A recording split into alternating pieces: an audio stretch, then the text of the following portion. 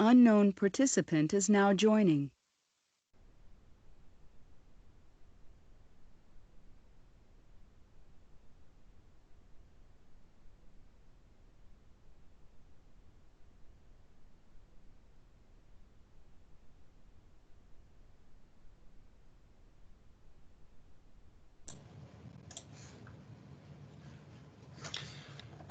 Okay, it is now 12:30. Time to begin our capstone presentations for ICT 405-605 Enterprise Technology Seminar.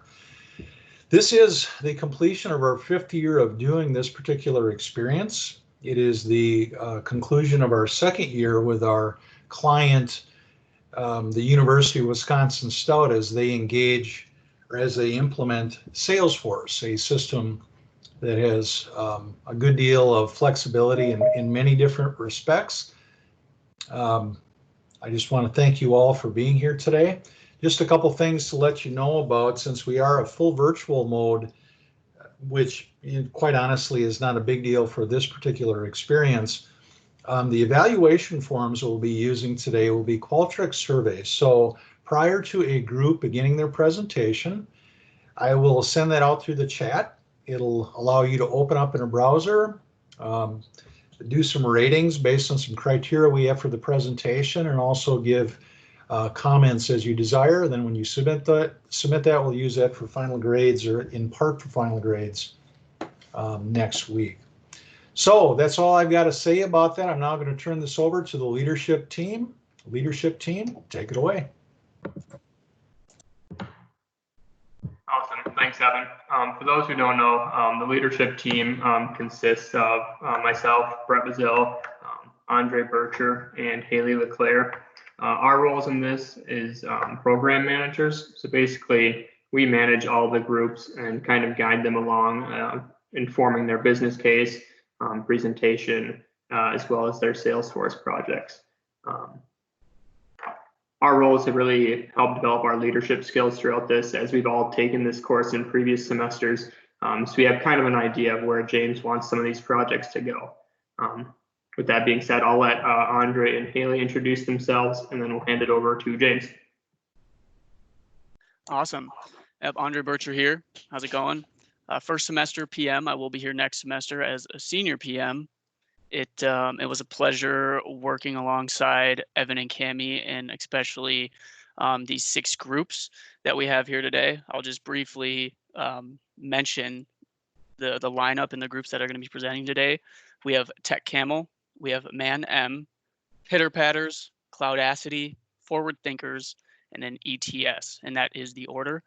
So again, it was a pleasure working with Evan and Cami in these groups, and I look forward to seeing what they are presenting today. I'll hand it off to Haley.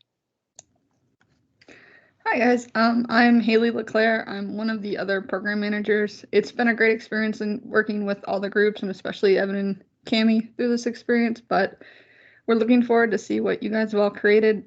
Any questions that you guys may have during the presentation, feel free to bring it up at the end of the presentations. Otherwise, you're free to put it in the chat and we will have someone monitoring for you. With that, I will hand it off to James to speak on shortly. Hi, I'm James Falkowski, and I work as the institutional planner and data analyst for enrollment and retention services at the university. I'm a 3-time graduate from UW Stout, having my bachelor's in business administration, master's in management technology, and master's in education from this great university. I'm serving as the client for the consulting teams. When I first met with the classes, I explained that the University of Wisconsin Stout was looking for technology innovations to improve its operations. Our revenues come from student tuition, and once students choose UW Stout, we need to ensure that they remain satisfied with their experiences so that they can choose to stay at the university until their graduation. Their tuition revenues are necessary to provide the high-quality learning environments and polytechnic experiences that are points of pride for UW Stout. When I met with the classes, I suggested 3 areas in which Salesforce might be used to improve our efficiency of the operations that we have, and which could also lead to improved student retention. These were, number 1, course scheduling. Students can get discouraged and may choose to leave the university if they can't get into the classes they need, or if classes that they had scheduled are canceled. Predicting future demand is important so that there will be enough sections available to meet the demand, but just the right number so that sections run at full capacity. Number two, course evaluations. Students who have frustrating experiences in certain courses may decide to change majors or change schools. Consistently gathering feedback across all courses allows data analysis to identify weaknesses so that the university can reallocate resources to improve the quality and the student experiences of those specific courses. Improved quality and improved student outcomes lead to higher student retention and therefore higher graduation rates. Number three, Is program now advisement. joining. Students in high demand programs have fewer opportunities to meet with their program advisors and less time to discuss the advisement. Additionally, staffing for program advisement tends to rotate every few years, leaving the new advisor somewhat overwhelmed. Providing automated and personalized recommendations to students and to their program advisors about which courses to take in the upcoming term can make the program advising much more efficient and more accurate. This outcome will be improved accuracy and consistency of outcomes, as well as reduced staff workloads. I want to thank the student consulting teams. Throughout the semester, they have asked excellent questions, which have caused me to re-examine my own assumptions and to think about problems in new ways. They have reminded me of how much you can learn in a very short time, and they have every reason to feel proud of their accomplishments. Thank you very much. All right, let's get started. Our first group that will be presenting is Tech Camel. Just another quick reminder, if you have questions, wait until the end of the presentation. If you want, you can unmute and ask these questions, or you can put them in the chat and they'll be addressed. Before we get into that, just an FYI, in the chat right now, I put the evaluation form link for Tech Camels. Those people that would like to participate as far as evaluation for these groups, it is not required, but we certainly would ask you if you would to assist us and give us your insight. Awesome. And also to Tech Camel and future groups presenting, there will be people joining in the call, most likely, as the presentations go on. Just pause and continue on. Don't let this stop you. The floor, or the online floor, is yours. Thank you, Andre. And we want to we are Tech Camel Consulting, and we want to thank you all for being here today. My name is Ashley Walden, and I am the program manager for Tech Camel. My name is Terry Fye, and I am the business analyst for Tech Camel. And my name is Noah Lindis. I am the technical SME for Tech Camel. Okay, so for the project this semester, our team, the Tech Camel Consulting team, chose to look at the course registration process for students enrolled in an online major. It is our belief that our project theme, online course scheduling, could help to make some key areas better. These areas include, but are not limited to, student access to desired courses, university course schedule demand, and instructor course load preparation. Prior to the start of our project, Tech Camel Consulting used a SWOT analysis technique to assess some of the strengths, weaknesses, opportunities, and threats for the current online student enrollment process. The SWOT analysis assisted our team in determining things going well and areas where there were opportunities to improve. This helped our team to determine the direction that our project was to take. So we first looked at strengths. As looking at the strengths, some of the things that we found that separate UW-Stout from its competitors include the talented faculty, advisement, and support teams that work closely with students to reach their goals. The university has an above average placement rate of over 97%. The university works closely with business and industry leaders to ensure that diplomas are valuable to graduates entering the workforce. The university promotes an atmosphere of inclusiveness and diversity, welcoming all students. There is also a large selection of student organizations at UW-Stout, which leads to an overall friendly and enriching learning atmosphere for students. Next, we looked at weaknesses. Some of the weaknesses that we discovered in our SWOT analysis were that there can be a lack of communication with students regarding courses that are necessary to complete a degree in the student's desired time frame. The university has a limited budget to spend on improving its current processes. And lastly, there's a lack of consistent survey or data collection regarding student opinions, feedback, and overall satisfaction. So for opportunities, some of the opportunities that we discovered in our analysis include that there is an increased number of returning adult learners and transfer students that the UW Stout could appeal to. There is an increased need for online courses and majors due to distance learning. Tools have become more sophisticated to keep accurate records of student course requests. Tools to measure student satisfaction and thus increase student satisfaction could be used to increase student retention. There are also opportunities to improve the current process efficiencies. Next, we looked at threats.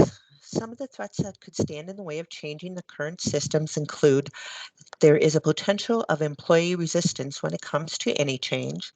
There are fewer high school graduates, so fewer students enrolling in college.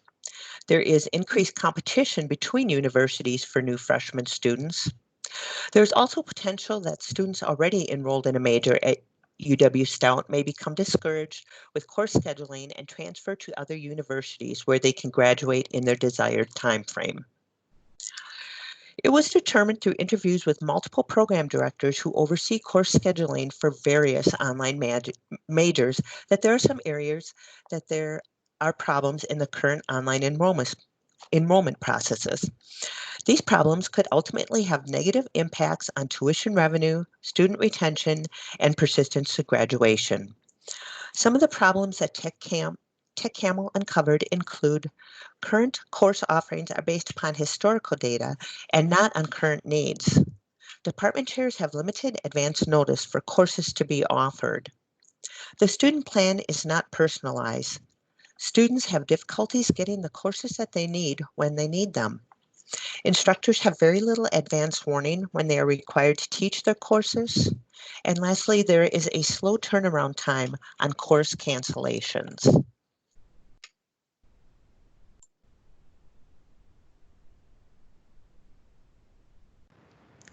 So our course scheduling solution that we have proposed is in order to make the data-informed decisions about demand for courses in future terms, it is important to get information directly from the students about their plans and intentions. We developed an automated survey where online students can select their program-specific core courses and designate which semester they expect or desire to take the classes, whether it be spring, summer, fall, or winter, and provide this information to the department chair, program directors, or any other individual identified who would need access to this information. Why online students? Since online courses do not have the time and space constraints, they are much easier to schedule and administer. Additionally, it is easier to adjust online section size maximums, for example, from 25 students to 32, to accommodate additional demand. This is not an option for classroom-based courses, where size and fire codes affect occupancy limits. Virtual sections are much easier to balance section enrollments as well. It is relatively easy to transfer a student from one section to another section in an online course, as there are no time conflicts occurring in the student schedules by changing a section. This helps optimize sections to run at full or near full capacity. The data submitted would allow program directors and department chairs to forecast demand accurately and schedule faculty and resources optimally. Since students are signing up for a course title, not a section with a specific instructor, it is also easier for program directors and department chairs to load balance resources. Allowing students to pre-register for future terms and guarantee course availability in these terms will likely increase student program retention. Our proof of concept, our project utilizes on using Salesforce survey for students to indicate when and in what order they plan to complete their online courses.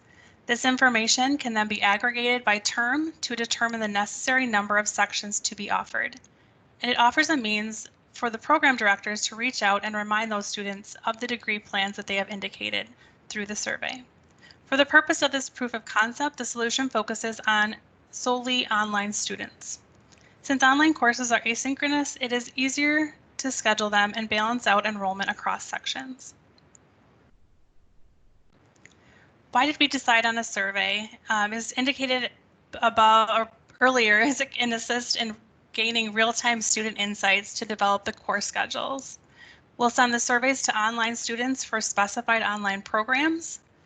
And we'll send the survey in the first week of May to students who are currently in the designated majors that have been accepted for enrollment in the major, either new freshmen, transfer students, or students declaring a different major. This timing allows department chairs and program directors to determine the demand for courses in the following academic year. Students accepted after this period would work with a program advisor to submit their preferences for the next main semester available.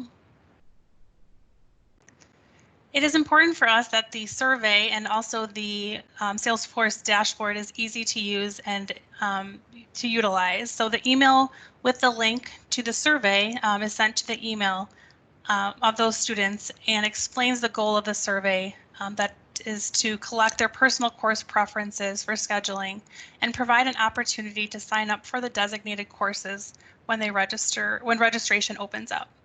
This information will be directly utilized by the directors and chairs to develop online courses for the next academic year.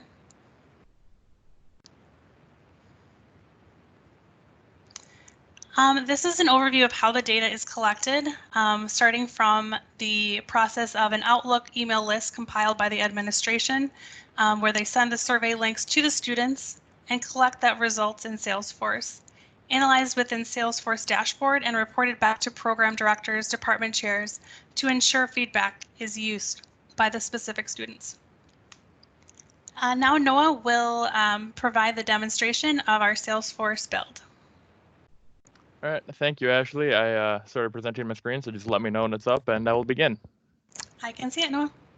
All right, so right now we are looking to add to our survey that we've built in Salesforce from an admin point of view. So this would be someone who is designing the survey and deciding what questions to be put in. So right now we're on the welcome page. This just introduces the student to what the survey is about, tells them why their answers are important, and just provides them with the next button to get to the questions, just an introduction. So once the student would click next, they'll get to the next page, and this is where all the questions are. So the first question asks for the student's student ID. So this is used for in the future if an advisor wanted to go through and try to find the specific answers that a specific student put in, so they could see what courses they wanted. They could use that in the future, and that could be implemented something in the future. So the next question is just making sure that the student who's taken it is actually enrolled in an online program. And if they click no, then they will not see any of the other questions. But once they click yes, the next ones will appear. The next question, just ask what program they're in. And for this proof of concept, we have 3 programs, the ICT, DMT, and Enterprise Golf Management programs. So once a student clicks one of these programs, they get 4 questions for summer, fall, spring, and winter class choices. And so we use display logic to make sure that only courses that are related to these programs are showed. So the first 4 questions in here are for the ICT program. They give a list of the classes, and they're only shown if the student clicks ICT for their program. So we have a total of 12 questions here, 4 for each of the 3 programs. They go through just giving a list of different courses that relate to the program. And this is the end of the questions on this.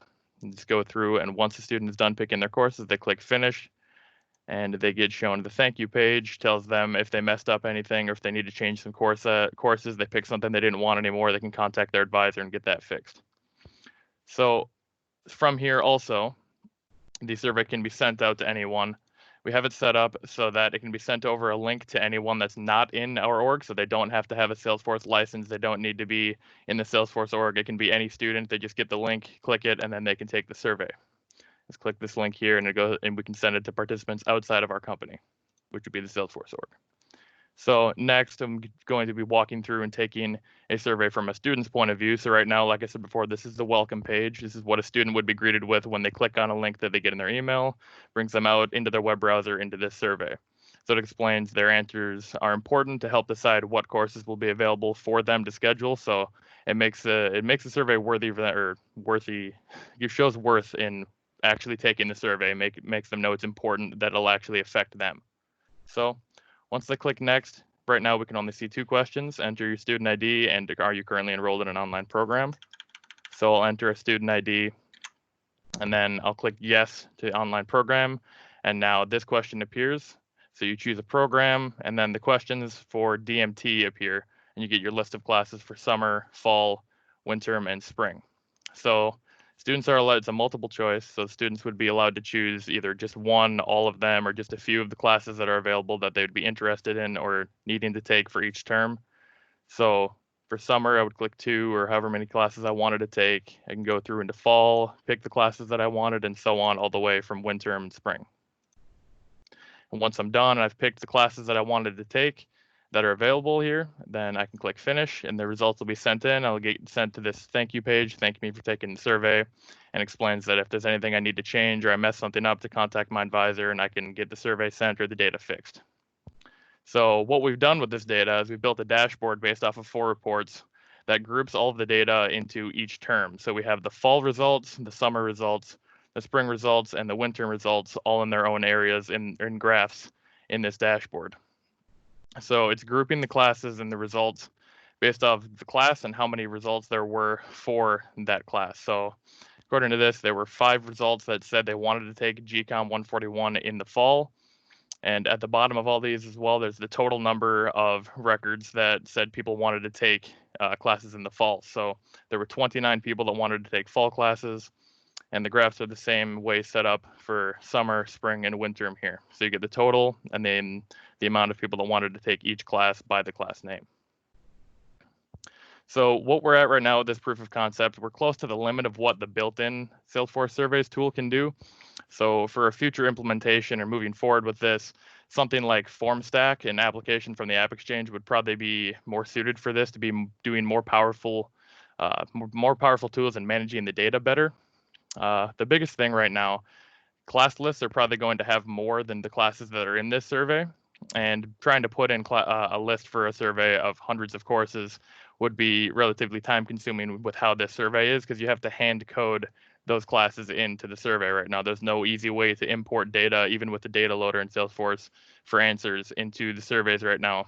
So using something like FormStack would allow us to import a giant class list into the survey rather than hand coding everything every time the class numbers change or the classes that are going to be available change. It would also allow us to do better data mapping and management if we use something like FormStack or any of the other applications on App Exchange. Being able to create reports and just build things that would allow us to look up certain student IDs and what the courses that they chose could be done with that as well. But right now, this proof of concept shows what using surveys, reports, and dashboards in Salesforce can do to help plan what courses are offered based off of current student interest and what they need in courses. Right now, it's Stout. Thank you, Noah. So just kind of a recap of who we are. My name is Ashley Walden. I am the program manager, and I walked through the solution and the proof of concept. Our business analyst, Terry Fye, walked through the problem analysis process, and Noah Lindis, our technical analyst, provided the Salesforce demonstration and technical build. So now we would like to open it up for any questions for our team. Yeah, can I go first? This is Bob. Absolutely. Put my camera on here. Hopefully you can see me. First of all, great job. I mean, I've been doing this, now for 6, 7, I don't know, maybe 8 semesters. This has to rank up there as one of the best, presentations and solution overviews that I've seen. So congrats. Can tell you guys put a lot of work into this. I do have a question on budget and time. How did that come out in terms of what was given to you in terms of the budget for this project? So our budget, I did kind of get that data and kind of plugged in our numbers for this week that we've utilized so far. Our budget was, the project was allowed $50,000, and we used about 44% of that. So about $22,000 was kind of the cost of our time for research. I know Noah did spend some extra time that wasn't included within our billable hours for learning more about the survey specific to Salesforce, taking some, I think it was, is it Trailheads, Noah, that you took some of those courses, kind of learning things like that, that kind of were outside of our hours, but that did bring value to us. So probably Good. about half of our budget was utilized. Great, great. Well, we always say in the industry to, come in on time, under budget, and deliver the functionality. And I'll reserve judgment for the client to chime in on how this meets his requirements, but on time, under budget, and meeting or exceeding requirements is obviously the ultimate goal with these kinds of projects. So I'm just wrap it up and again, great job. Overall, it's definitely one of the better ones that I've seen through the years. So good job. Thank you. As the client, I'm very satisfied with how this proof of concept wound up. Again, for proof of concept, this is what we would do before trying to allocate resources and get stakeholder buy-in for full deployment. So we want to make sure that the road that we're heading down is going to be a viable one. And I think what you've demonstrated shows that this could be a very important game changer for the university if we were able to do something like this. So very good job. Thank you. Thank you, James. Thank you. And we want to thank you Thank you. to our NOAR team. Thank you for all of your support throughout this project, James. You were always there for questions and answers. It was vital for our success. So thanks to you. That's true. And to the Thank project you. managers. And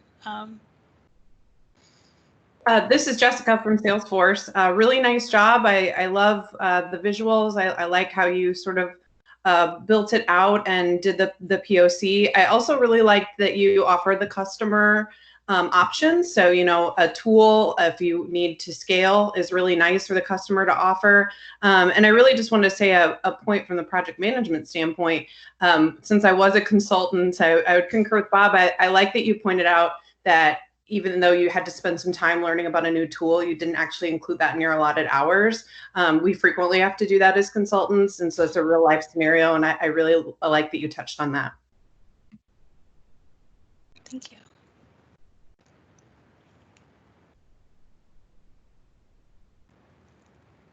All right. Are there any other questions? If not, we want to thank you all for your time and the consideration today.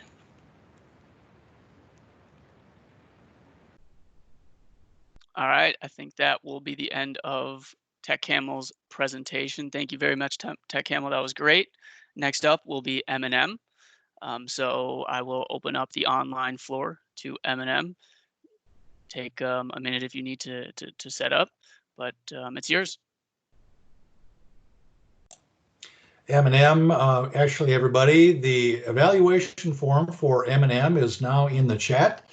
Again, if you'd like to participate, that'd be much appreciated.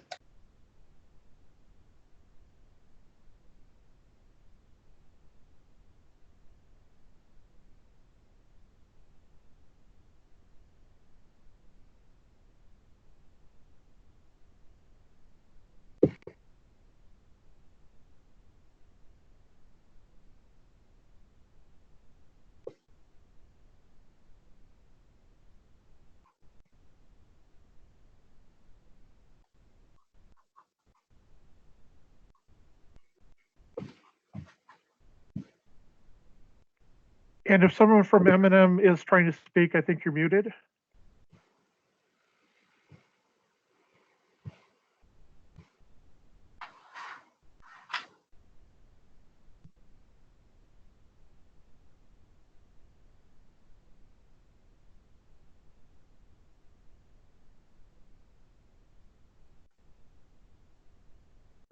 Can you guys see the screen okay? Yes, we can. Okay.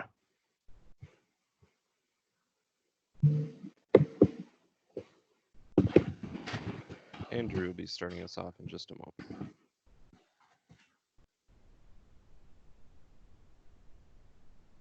Nina, do you want to make sure to mute your mic too? Yeah, you bet.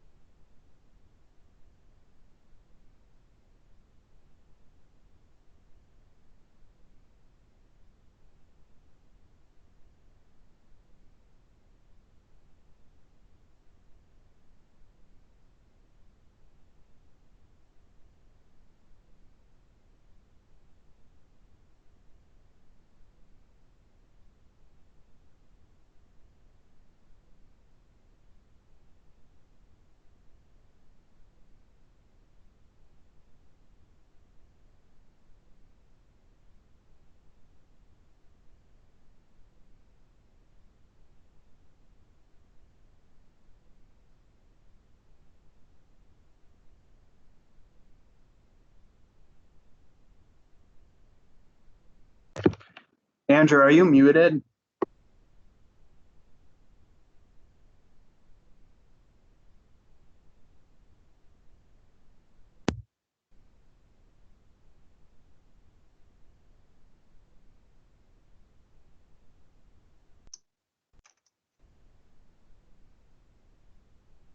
It doesn't look like we have audio for you, Andrew. I see the icon popping up, but This is PM Andre Bircher here. If maybe one of you would like to take over for him until he gets his mic figured out and set up, that would be great.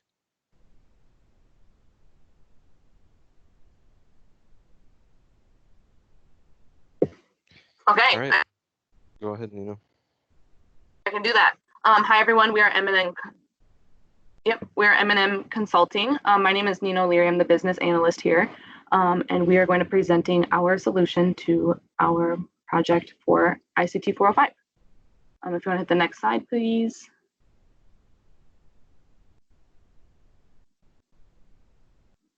So the solution we were looking for, the problem was that our course evaluation process is not an efficient or as efficient as it could be. A lot of the evaluations we have currently, the professors are creating themselves and they can create their own questions. So it's just not really a cohesive evaluation process, I guess. And there's no way to consistently determine if the students are satisfied with their experience.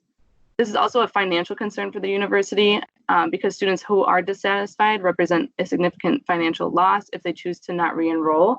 So they may be dropping out of UW-Stout completely, or they may be transferring. And in one semester, that could result in $8,000 for just one student alone. If we want to go to the next slide.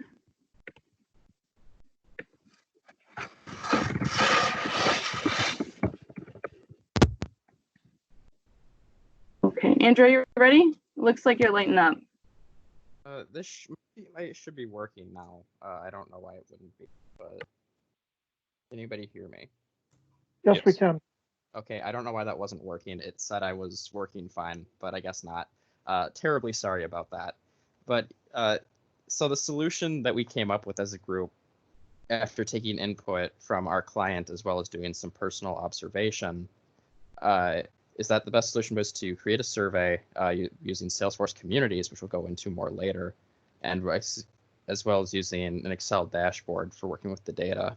We chose that method for a couple of reasons, but we believe this is the most effective solution for a couple of reasons, which is it solves the issue of not having a place to centralize your data collection, which will make this substantially easier for a data analyst to perform analysis of the data that is collected, which will help identify trends and causes and things like that. Having a centralized survey will also obviously remove the issue of inconsistent course evaluation formats and allow for easy viewing of results, which are two very important things that we were aiming to meet with our solution. So the benefits will directly lead to increased student satisfaction, as we pointed out there on the PowerPoint. And in turn, that increases revenue for the school through increased re-enrollment. Just for example, tuition for the 2019 to 2020 year for a Wisconsin student was around $16,000 and $17,000 for a Minnesota student. So if you can get them for another year or even another semester, that's a substantial increase in revenue for the university.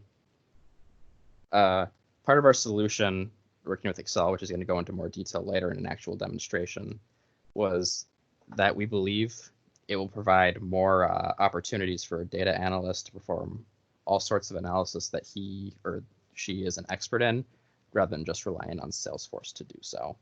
So will hand the presentation off to Nina now for her.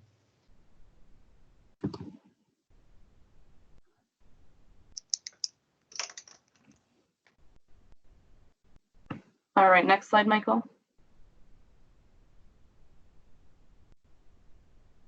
Okay, so this slide provides a key for the following process map that we've created. The most common shapes used in our map are the rectangle for process, the diamond for decision, and the start-stop, which are the ovals, and then of course flow lines. However, there will also be some stored data symbols, a couple of document shapes, and an alternative process as well. So just kind of take a look at this process map key so you know how our process is working. And then the shapes we use for our process map are based off of the shapes used in a typical process and hopes to avoid avoiding confusion for our client. Let's go ahead and move on to the process map.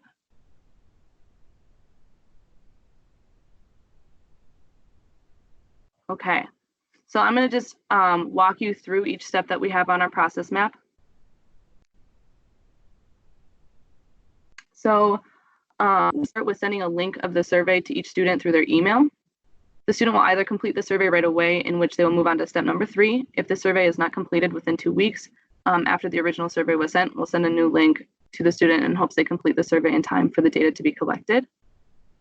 So the responses to the survey will be recorded. If the end date of collecting responses comes along, we will move to step 5.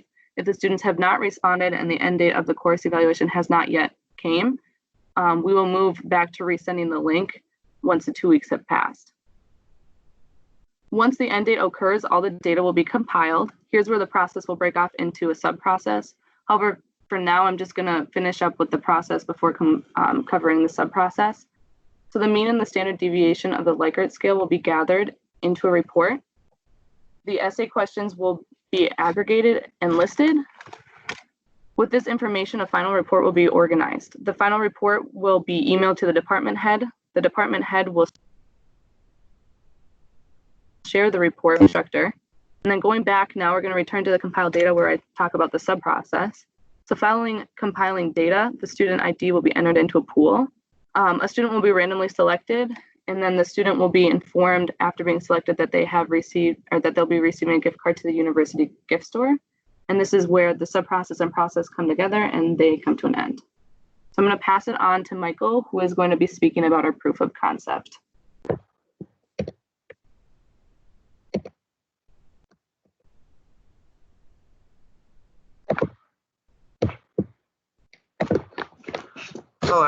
Hello everyone. My name is Michael Murphy. Before we actually go into the survey part, there is some things we need to set up. So what I'm doing here is I'm in the setup screen. I'm going to all communities. Once that's loaded up, so in order for a Salesforce survey to work, we need one of these set up. I have one in here already for you. You can go into the workspaces in Builder to help edit it. If you need another one, you can also create a new community if you wish. Kind of an idea I had is maybe we could create a community based on the university's schools and colleges. I was thinking a little bit about department, but I think that's just a little bit too narrow focused. I think it needs to be a little bit broader. So the next step we need to do before we set up the survey is we need to go to the survey settings, and we need to make sure that the default community is set up. If it's set to none, students from outside who do not have a Salesforce account, they cannot take a survey. So that community allows them to take it without ever having to log in a Salesforce, which is something our client wanted.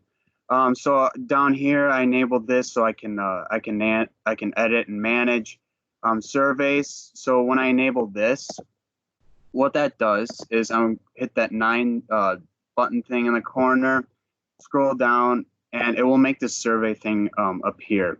I don't want to go too far ahead yet because I need to go to the context, which is kind of give you an overall idea on the proof of concept and help you guys understand it a lot better. So I got this private test right here. It's attached to my email. I'm just going to go into edit and kind of show you. So this department is what's really really important. Excuse me.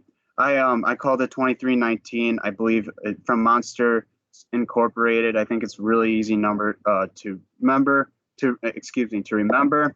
I have all these other fields in place, phone, home number, but we'll just leave those blank. Another thing you can do is if you're trying to generate more students at one time, you can do save and new. But for now, I'm just going to X out of that. And then now we're going to go into the survey. So scroll down. So here it creates a shortcut for us. We can click on it, or we can go to the open latest version. So this is our main editing page. It's a little bit different than the first presentation. They kind of did all their questions on one page. We had for each page, we had a question. We think this is really beneficial to us because it kind of it's all the names. You can see the names, so grading. So the question name kind of correlates to the question somewhat, so you can kind of like jump around and edit. So, and that's another point I wanted to make out is once you activate a survey, it cannot be edited. You need to clone it and then start over. So if you missed a period or something, you're gonna have to clone it and then fix it and then activate it again. So let's go into the good part here. We're gonna send that email out. So we can get really specific here. We can do it by question or the whole survey, and that's what we want. We want the whole survey. Send email. So in case you didn't know, the private test, that's where I linked as my as kind of like the test. I didn't want to call it Michael Murphy because the administrator account up here and from is also Michael Murphy, so I didn't want to confuse you guys. Also, when we're doing the demo with our client, we had issues with it sending to multiple people. I have no idea what the issue. I think maybe it's just bad luck, but as you can see right there, I can add more than one. That was just a real issue. Here's the next important part. So right here, down here's the basic template. So what I'm going to do here is I'm typing in please use insert merge field recipient. Now we're going to go down to department. So remember when I did 2319? Well, we're going to see that. So it's going to pull that number from the contact table, and then it's going to insert it right in here. So please use when prompted for course section. And again, so the 2319 is just a demonstration. This can be a code, or you want to do like the ICT 405 section 1 format, you can do that as well. So I'm just going to hit next. And this is really another important thing. Our client wants it to be anonymized. Excuse me, anonymized. I can't say it. I can't pronounce it. And then this is also really important. Don't require authentication. If you leave this box unchecked, it's going to prompt the student to log into an account that they do not have. So I believe this is like with licensing issues. They probably have to set up some authentication. Authentication. And then auto expire. You can click on that and do a calendar if you'd like to. But we're going to send that out. It's out the door. Your email has been sent. Excellent. We're going to refresh this. Oh. During our demo, we had an issue with it not sending out. There it goes. I just had to be a little bit more patient. Okay, so please use 2319. Remember the department. So it pulled it from the contact table and it placed it right in there. We're going to open up the survey. And then welcome to UW Stout course evaluation. So originally we had these. As Nina was saying, this is part of as an incentive, we're going to do like a bookstore gift card. So originally we had the student Stout ID it'd be optional. If you wanted the card, put your ID in. If you're not, just leave it blank. However, the issue is, their students can take the survey multiple times.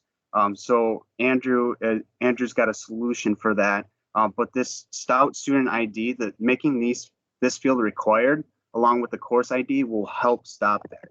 So I'm just going to enter in a random Stout student ID. And then here's please identify the course section you are taking the survey for. It can be found in email used to access the survey. So students can just copy and paste that if they'd like. But since it's such an easy code to remember, I can just type it in. Majority of our questions are based on a 0 to 4 strongly agree basis. I'm going to go through this relatively quickly, not too fast. That way you guys can kind of see the questions. notice how they aren't necessarily questions. They're more like they're more statements, and that's what our client wanted. Originally, we had them kind of like question based, and yeah. So especially this one, the university provided. This one we had it worded really for when it was worded as a question. And then so this final one is I mix this up a little bit to kind of like give like the instructor or whoever's the administrator, the director, the department of chair, the director, kind of give them an overall idea. Because so I'm gonna just do 4 stars right here, and then type in the feedback. So what can make this really difficult is so it can be very hard to kind of like gather all this data and kind of compress it because it's a 0 to 4 basis, and that can be kind of hard to kind of analyze. So what the 1 to 5 star rating does is it kind of like summarizes everything, and it gives like an easier way to look at the data. So as you can see, the response has been recorded. I'm going to go back to the survey app in Salesforce. I'm going to hit analyze. We're going to refresh it because the response went through. See, notice how it's up to 12. And I'm not sure if you guys remember the Stout Student ID I entered, but it is right here. We can also do we can search it by questions, but notice how I renamed the questions too. So if I were to do question 1, 2, 3, 4, 5, 6, 7, 8, 9, 10, it'd be very hard to kind of go in and see which question was what. So the next part of the proof of concept is we want to export our responses that our students gave us. You can specify the date if you want, associate an object with it, but at this point we just want to do none. I want everything. I don't want a specific topic. So it's going to go to, it's going to be emailed to the administrator. I'm going to refresh my emails. It's going to pop up right here. And then I'm going to download the responses. So which is actually really helpful for in the ICT program is in ICT 103. The first thing we did was we worked in Excel. And most of us, at least I did, I got my Excel certification. So from this point out, editing the data, which is what Andrew's going to do, it's going to make it. This should be like really, this shouldn't be anything different or nothing out of the ordinary for you guys. But before I take it over to Andrew, one thing we did promise was we needed that incentive in here. So what I'm going to do is I got a code right here. Now I'm not just going to copy the code. I'm going to explain the code to you guys, so it's not like, so you guys aren't like totally, so you're not knowing what's going on. So what it's doing is it's taking the index of H2 right here, and then it's going to go down to row 100, and then it's going to, so the reason why we have it at H2 is because we don't want it to have the first one, because that is, that's the title of it. And then so it's going to choose a random number. The count A is checking for blanks. We shouldn't have to worry about that because the student ID is required. Isn't it?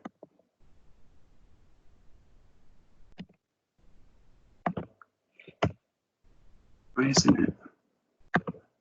You have an extra charge return in the formula. I'm sorry, can you repeat that? You had an extra carriage return in the formula, so you need to take that out. Extra character in the formula. I'm not seeing it. At the very start, you had an extra one in there. And then also make sure that the cell is general, not text. Okay. Yeah, I'm still confused on this because when we did this in the demo, it went through and now it's not working. Okay.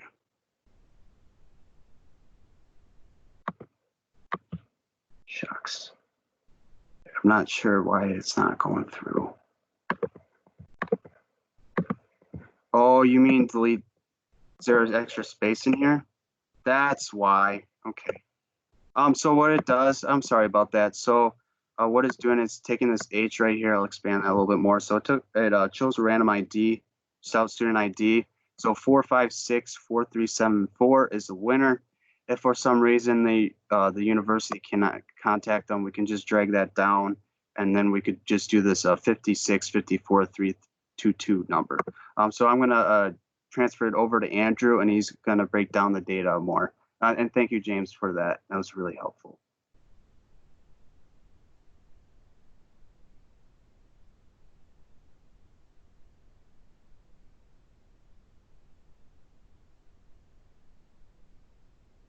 All right, just gonna make sure my mic's working this time. Here is what our dashboard looks like. So,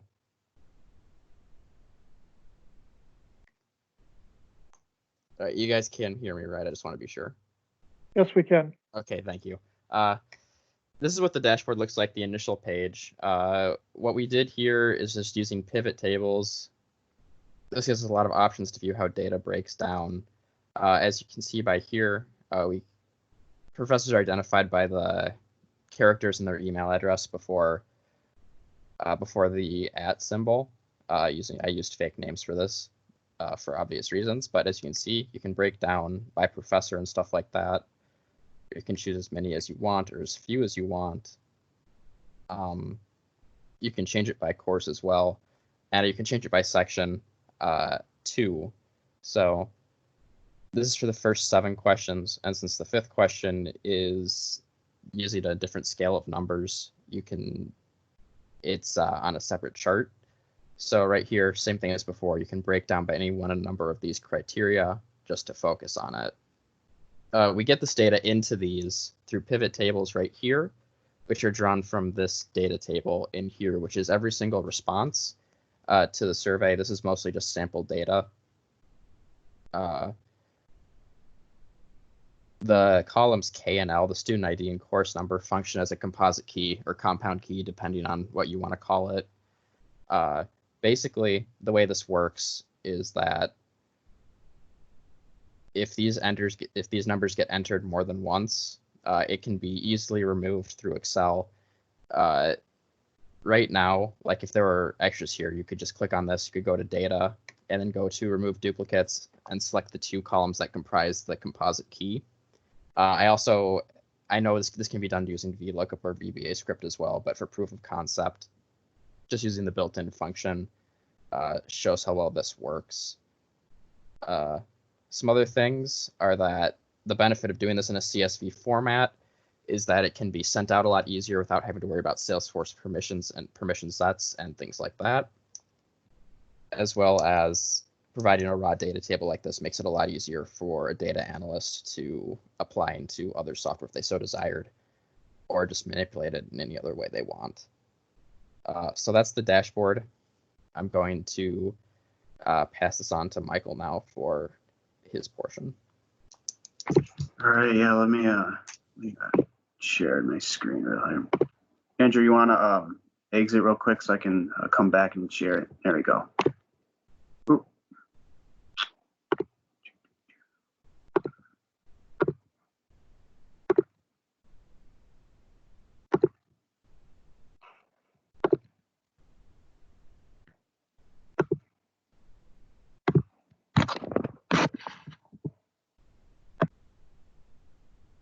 Alrighty, my name is Mike Bergstrom, and I will be going over our process for full deployment. To start, to cut costs and to manage time restraints, there will be a data specialist assigned to this project. This will be the only Salesforce license required. This allows us to have the minimum Salesforce license required, which will save on costs. Having one data specialist also increases security. Data will be collected in Salesforce and then exported to Excel via a CVS file where the analysis will be done. Students will be made contacts within the Salesforce community to allow the survey to be sent out via email. This will also ensure access to the survey. The results of the analysis will be sent off to their respective department heads, and the only additional API connection needed is the PeopleSoft API. So from here, I'd say let's just meet the team.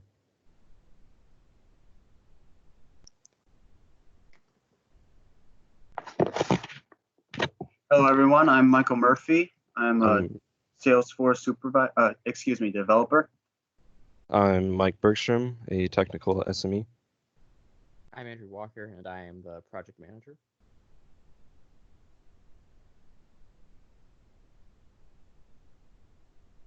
Nina, you're muted. Thank you. I'm Nina O'Leary, and I'm the business analyst.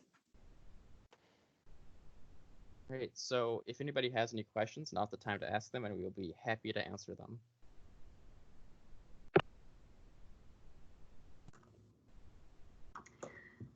Hey guys, this is Cami. Can you hear me okay?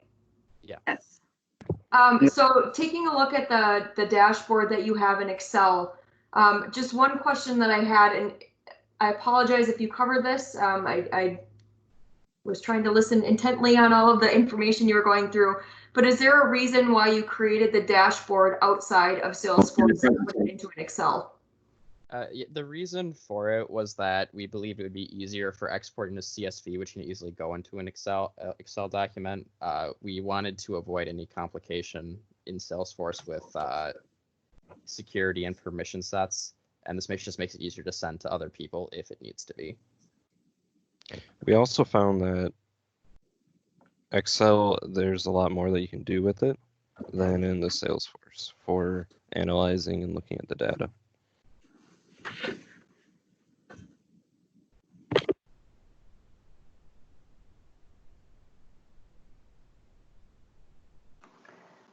Hey guys, this is Bob. Good job. Same question as the last group, but how'd you guys do against your budget on this project? Budget, it was budget went really well. As far just like with the other group, we had non-billable hours just for personal learning opportunities and stuff like that. I don't have the specific numbers on how much money we exactly spent, but it was around half of it last time I checked. So we're pretty close to that. Okay. Yeah, what I'd like to add on that question too. It's not really like an add-on to question. I do like to make a suggestion. Maybe for like some future courses. I remember the PMs talking to us about this, but yeah, maybe lowering the budget a little bit more. I think 50,000 is just a little bit too high. But yeah, that's just my opinion.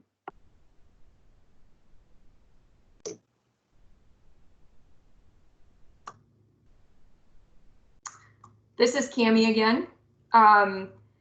James, from your perspective, how well, just trying to gauge how well this meets the customer's needs, can you speak a little bit to that on the solution, the problem and the solution that they've presented and how it meets your needs? I think they've done a good job. You know, one of the difficulties is that in our current environment, each instructor can develop their own course survey instrument, and it's extremely difficult if anyone were to attempt to try and aggregate all that data together. So by having a solution, that goes out to students through the community, I think that that's a very good suggestion and deployment. The other thing is that I've run into my own problems within Salesforce for how easy it is to create sophisticated reporting. And one of the conversations that I had with the group is it might be useful to me as the data analyst for enrollment retention services to be able to get at the raw data rather than to only be able to view what are in the reports through Salesforce. So that was, one of the needs that I thought might be well served by doing an export and analysis outside of Salesforce. And part of the conversation with the teams too is that would then limit the need for providing licenses to each instructor who would want to take a look at, their survey results, each department chair and so on. So there could be more of a one single point reporting office to deliver those results. And again, if the surveys were all the same across all sections, then it's easier to compare instructors, courses against each other, departments against each other, colleges against each other, because in the long run, what we want to do with course evaluation surveys is ensure that students are having good responses. And if we need to reallocate resources, the only fair way of doing that is to measure everyone by the same instrument. So I'd just like to comment on the reporting issues that the team ran into, and this is just more for everyone's information, that Salesforce does have, you're right about straight out of the box reporting is meant to be very tactical, but as far as deeper analyses, there are tools, including for those of you who are not aware, that the UW system, I believe, still has a Tableau license, and Salesforce now owns Tableau. So another avenue that could be explored here is putting that data into Tableau for analysis if you still have that license, because it is owned by Salesforce, and we are working on additional connectors and everything every day, in addition to our Einstein Analytics platform, although that would be another cost for the university. And Jessica, that's an excellent point, because currently at the university, I believe we have 5 desktop licenses for Tableau, but we don't have access to a system one. So much of the work that I do is to take data sets, CSV files, et cetera, pull them down into Tableau for analysis. So I'm glad that Tableau is now part of the Salesforce, ecosphere, but from our institutional standpoint, we still don't have access to some of those benefits.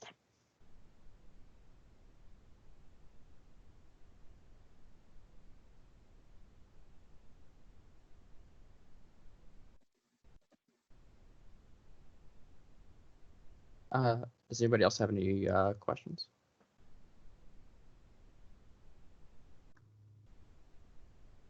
If nobody else has any, I do have one more. This is more of on a personal level from your guys' group standpoint.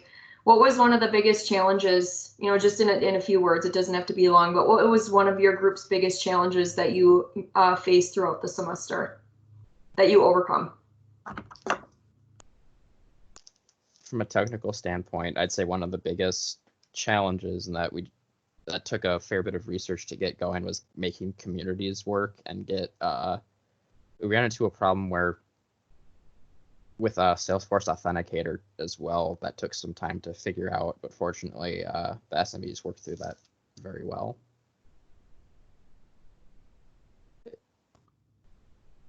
Thank you for sharing. All right, well, if that's all the questions, I would just like to say thank you for your time and consideration, all of you that have come today. We got quite the full room, which is awesome to see and makes this presentation really feel worth it after the semester of work. So thank you, I appreciate it.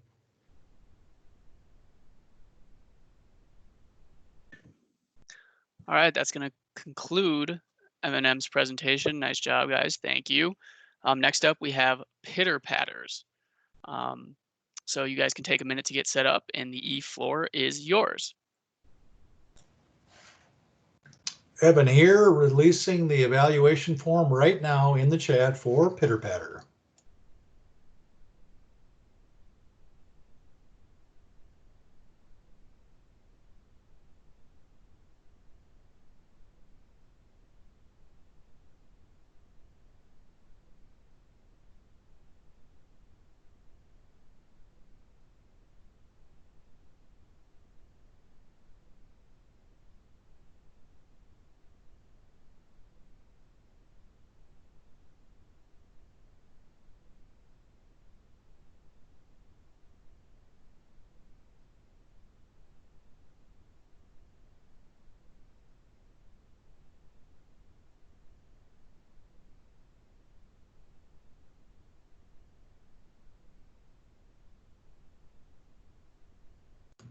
Can you hear me now?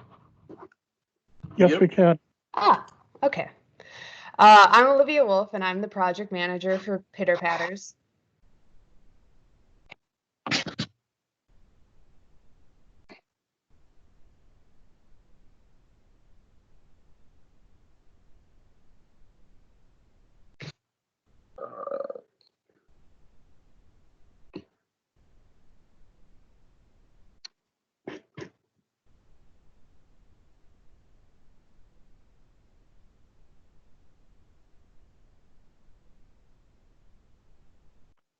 I'm not sure if other people are muted, but I can't hear anyone. All right, I'm Dakota Crowfoot, the subject matter expert.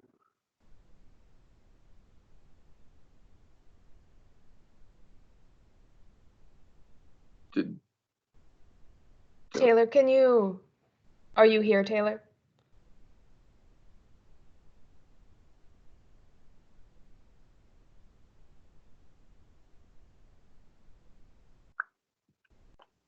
I apologize. Sorry, I had two mics muted and that was confusing. I'm Taylor Jewell and I'm the business analyst. Sorry about that.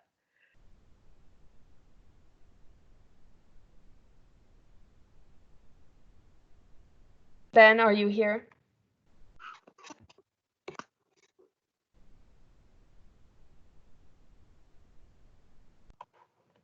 Benjamin Shaw, subject matter expert. So we're going to move on. Can everybody see my PowerPoint just to double check? Yeah, Yes. I see it. Yep. Okay. So we're going to move on to the problem solution statement. All right, so for our problem and solution, our problem was that course evaluations are not standardized, so there's no way to compare the data that's compiled across the courses. We need to be able to compare this data to ensure students are satisfied with their courses, and this will lead to a higher retention of students.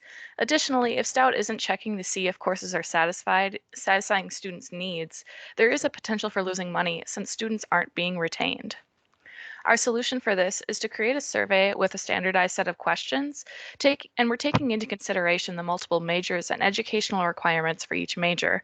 We will send out a survey to each student, obtain the feedback, and create a report for department chairs, deans of colleges, and the chancellor for access through and the chancellor with access through the Salesforce dashboards.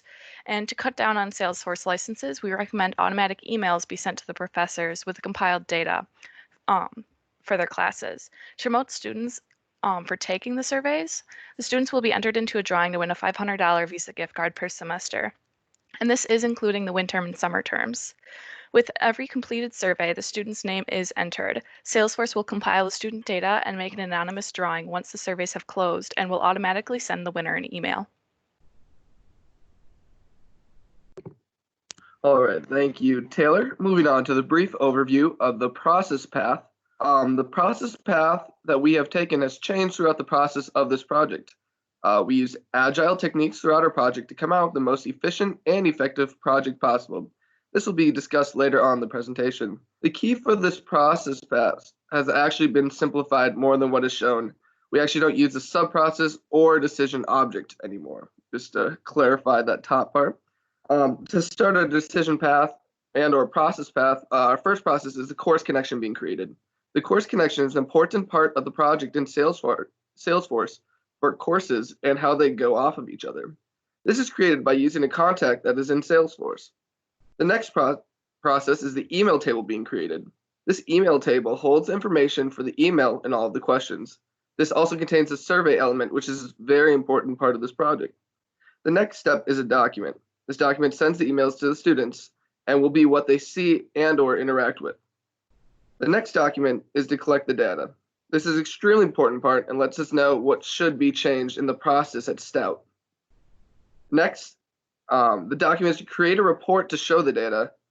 This is for easy viewing before the dashboard element is brought in.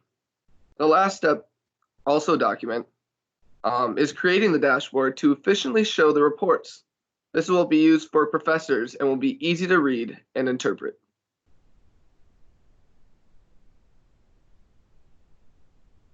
Hello, Ben here. This is how the system works in the background. These are the flows and processes that make our system nearly entirely automated. So here, when a course connection is created, it collects that data and then it creates an email table record for use in the invite builder. And adding it to this table allows for a lot easier manipulation of that data.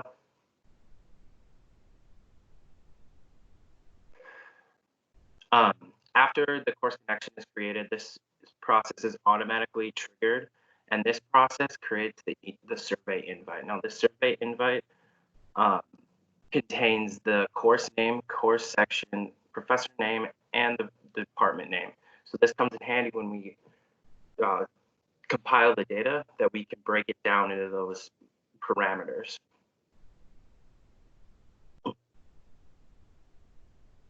After the survey invitation is created, this process is automatically triggered, and this sends out the email template with the link that allows them to access the survey. After the students have created or submitted their survey, we collect the last answer response, which is the student email, and we add it to the table automatically for that drawing of the $500 Visa gift card.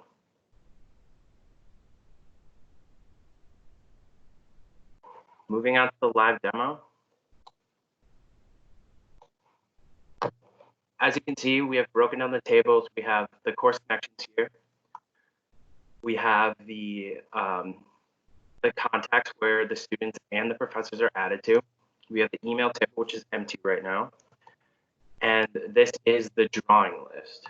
So if I go back to course connections and I create a new course connection, I add the student's name in, I select the course, I add the role of student, and I hit save. This record is created, and if I look at my email, it's all automated. So I got my email, it tells me the course, and it has it broken down into the course name, section, number, professor, and the department. So like I said, easier data analysis. So if I follow this link, you'll see that it brings you to this page with the important information above. And if I click the link, it'll bring you straight to the survey. And if I complete the survey here,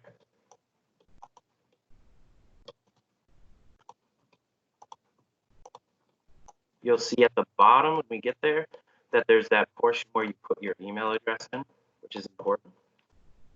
We have a multi-select here that allows students to add in more than just one parameter for the professor.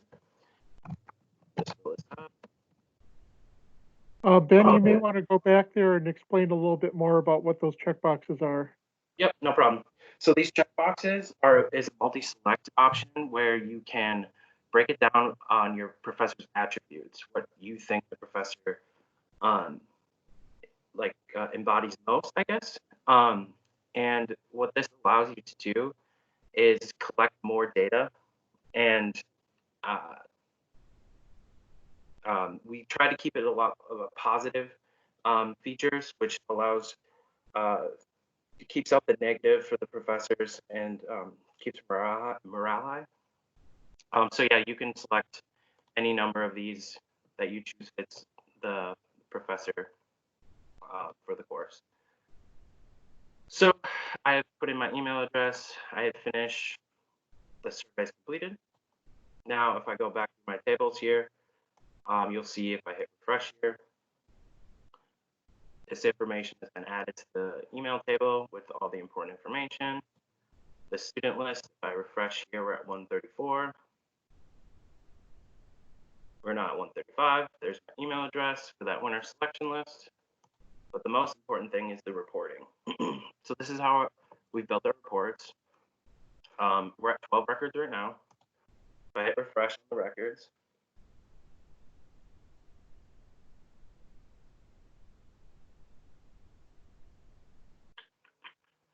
we're now at 13. So if you look here, it's all broken down by question and then each response. So agree, disagree, and all the color labels here. If you wanted the more raw data, it's all down here. So you can see the actual numbers of this data, and then you can compile and send that report out to the professors. And then that'll end my demonstration.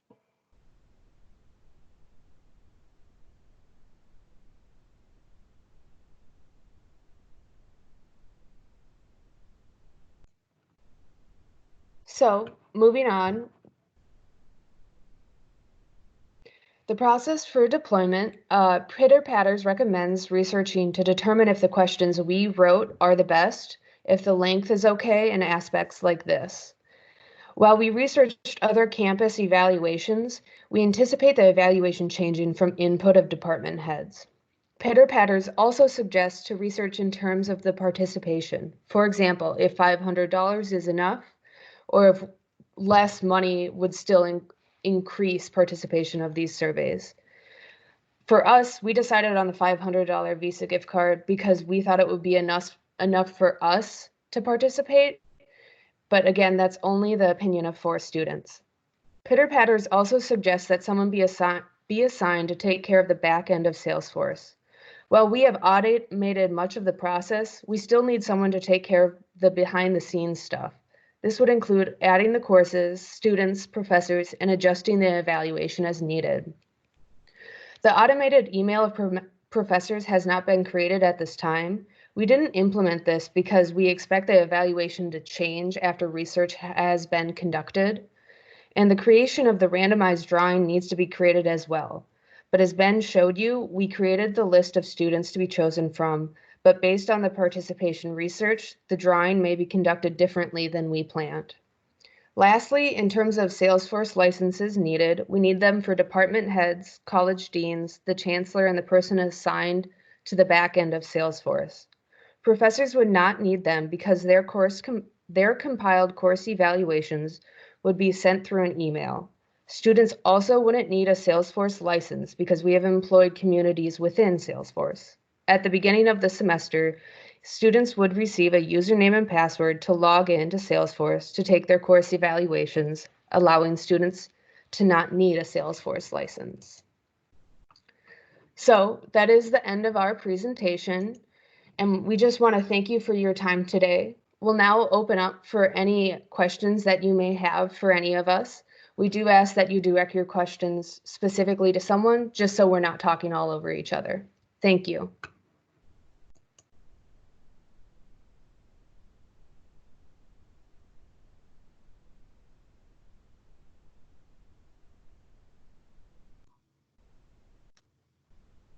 I'll go. This is Cami. Nice bow tie, Dakota.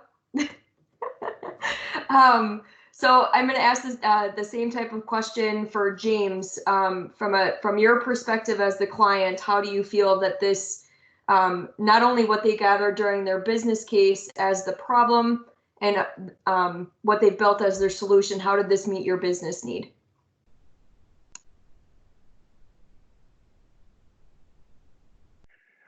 This, I think, is showing how one problem can be solved many different ways. One of the things that was a unique attribute of their solution, which I thought was excellent, was the ability to use multi-select boxes to indicate instructor attributes. This is a way to try and enhance the survey and give a little bit more voice to the students who are filling it out. I also think that they did a nice job of adapting the visualizations within Salesforce in the reporting. So again, a very similar project to the last project, but this done in a different manner. So as far as solving the needs, it still solves the fundamental needs that we should have as an institution, a more standardized way of conducting course evaluation, so that as we're looking at reallocating resources to improve quality and to improve performance, that we're not playing favorites. We're saying we're going to be making data-informed decisions regarding our course improvements. So again, very pleased with how this group has performed.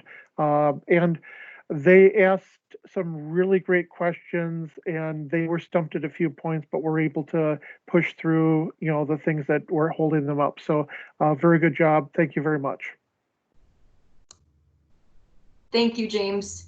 And I'll follow up with the same question that I had for the last group as well. And I'll direct this to Olivia, since you're the project manager. What is one of the challenges that your group had during this, and how did you overcome that challenge? I think the biggest challenge we had even before going completely online was meeting and staying focused. All of us hold full-time or part-time jobs during the semester, and we all have a full credit load. So it's been really difficult. It was really neat to see, though, all of us come together when we were there to really work through what was at hand and tackle the big questions and difficulties we were facing. Thank you for sharing. Hello, this is Ashley. I just had a question I meant to ask the last group too related to the gift card. I'm not sure who would be best to answer this. So who pays for that gift card incentive? I think the incentive is a great idea. So just kind of wondering, with your project, who do you anticipate covers that $500 cost? I'll take that question. We hadn't really fully fleshed that out because we anticipate that changing once research has been done in terms of if that is too much money or too little money, or if there could be a different, reward or prize that could be a lot less. We wanted to leave room so that they could choose to do something better, and we wanted to focus on creating this evaluation in Salesforce. Makes sense. Thank you. Any other questions at this time? Yeah, I got one more, just like the other teams. This is Bob. How'd you guys do on your budget? After some rough calculations, I'm confident to say we're about 55% of our budget, about 27,000 of 50,000. I think we did a really good job in terms of the budget because I know at the beginning of this project, technology and Salesforce and the bulk of the work needed to be done. In terms of our budget, I definitely set aside that time. So I'm very proud of our team. I kept our hours low in the beginning, and we were able to work in small amounts of time to make sure we conserved as much time as we needed to create in Salesforce and not feel restricted by the budget. Okay, thanks. Good job. Thank you. Is there anything else?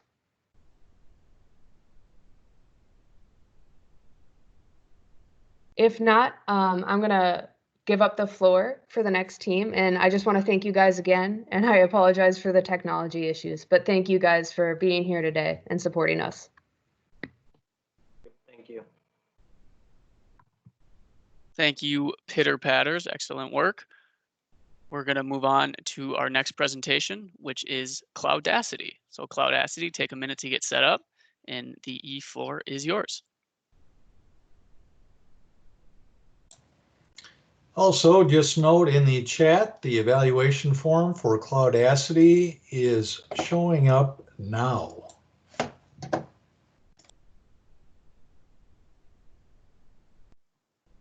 All right, so getting started, this is the final solution presentation for our consulting team, Cloudacity, for the University of Wisconsin-Stout. Starting with some introductions, my name is Abby and I'm our project manager. Rachel is our business analyst, and Alex and Larry are our technical SMEs. Moving into the problem, we found that course evaluations are an area that could use tremendous improvement because they currently are not standardized or analyzed, which has led to inconsistency and lost insights to improvement for the university. Currently, each department is able to create their own surveys with their own set of questions, and each instructor within the department is allowed to offer alternate surveys from the one provided by the department. This means that each department may have a dozen different surveys sent out to students that do not correlate with the others. With so many different surveys, data collection is not centralized, which means the survey answers are not being used to analyze how the departments are doing and if their customers are satisfied. This is a problem because with no means to identify possible areas of deficiency, it becomes difficult to make effective improvements. If students continue to feel discouraged in courses and facing similar frustrations semester after semester, they may choose to leave the university, which leads to reduced tuition revenue for the school. Another problem that arises is the inability to reallocate resources effectively and fairly. If departments are not analyzing their evaluations in a consistent and inclusive manner, it becomes more difficult to reallocate staff and other resources in a way that is fair and impartial. If evaluations were analyzed inclusively, consistently, and fairly, the school could reallocate their resources to the right places and using those resources for things that will improve customer satisfaction and in the end bring in more revenue for the university in the long run. With the problem identified, we will now move the presentation over to Rachel, who will explain our proposed solution to this problem. So the goal of our prototype is to first have a standardized survey for all the classes. This is important because it's a fair way to review all of the instructors' performance.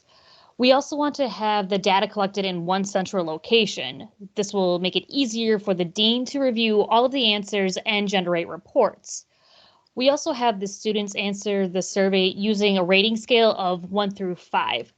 We decided that making it this way is simple for both the students and the dean to be able to read. Students can also add in comments if they feel the need to add any additional information for their response. So now we'll go over a quick review of the flow of the survey. So we'll begin with the dean by creating and reviewing the survey questions. The dean will then email a survey link to the students. Once the students receive the link, if they choose not to complete the survey, the process will end. If the student takes the survey, they will choose which instructors they're reviewing and answer the questions. Their responses will be recorded and a report will be created for the dean to review. Then the dean will analyze the report data and securely deliver the reports to the instructors and the department heads. Alex will now go over how this will work in Salesforce. Thank you, Rachel. So just for the purposes of this demonstration, we're going to assume that the survey questions have already gone through an approval process by the dean. So the dean would log into Salesforce here and immediately go to our school student survey app that we created.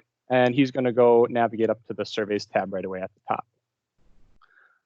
Once he's in there, he can hit the little drop down arrow here and open the latest version of the survey.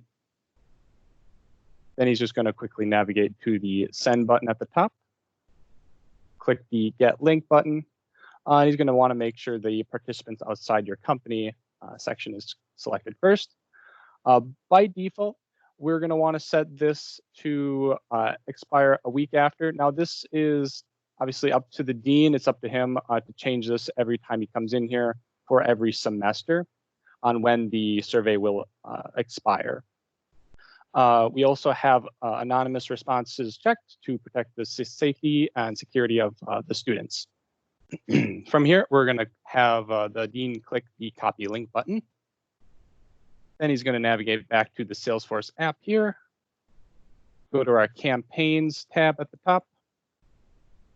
And then we have here, we created a campaign that he'll be able to go in and have all of the contacts that he needs, being the students, to be able to send out the email to them very easily. The way he can do this is here we already have 4 contacts. So I added each of our group members as a contact on here. So he can click the little drop down arrow, click the send list email button. From here, he can make a template. Otherwise, we have one pre-made here called student evaluation. So open that up. First, he'll paste the hyperlink at the bottom. Then he can highlight this text, click the link button at there, and then create a hyperlink that way. And then from there, he would send the survey. And then I'm just going to move over to my email and grab that survey, and this is what it looks like. So from here, the student will go ahead and click on the hyperlink. If the hyperlink doesn't work, they do have the full link at the bottom that they can copy and paste in their browser as an option. From here, we have our survey. From this pick list here that we created, it shows all of the classes as well as the instructors for each class. As you can see here, we have 2 ICT 405 classes that are being taught by different instructors. We wanted to have that there just to demonstrate that, yeah, you can have the same class taught by different instructors, and that shouldn't mess with how the functionality of this works. So for this demonstration, I'm going to pick Jasper Dillintone for ICT 405. And then I'm just going to quickly roll through and answer some of these survey questions.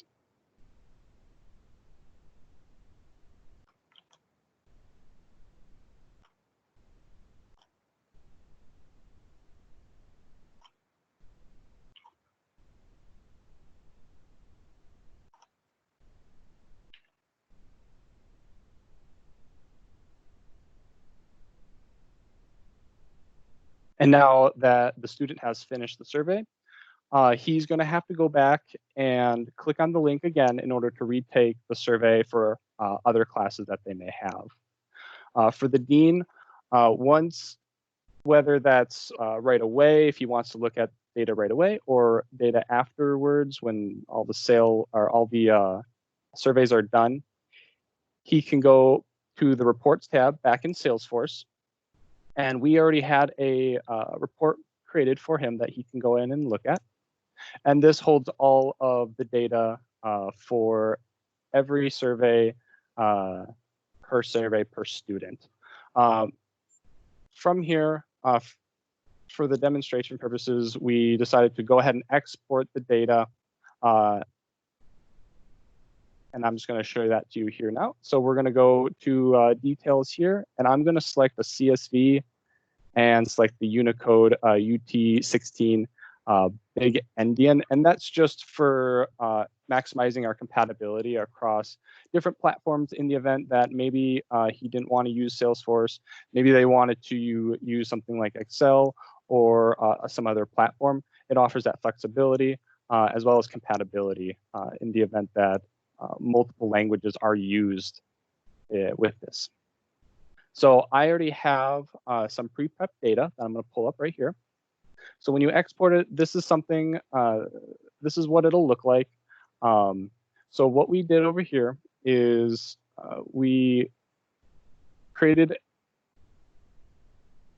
a VLOOKUP table essentially to be able to pair each class and instructor with every question. And this makes it much easier to sort through, so that way you can sort through by class specifically, or maybe you want to sort through by the specific instructor.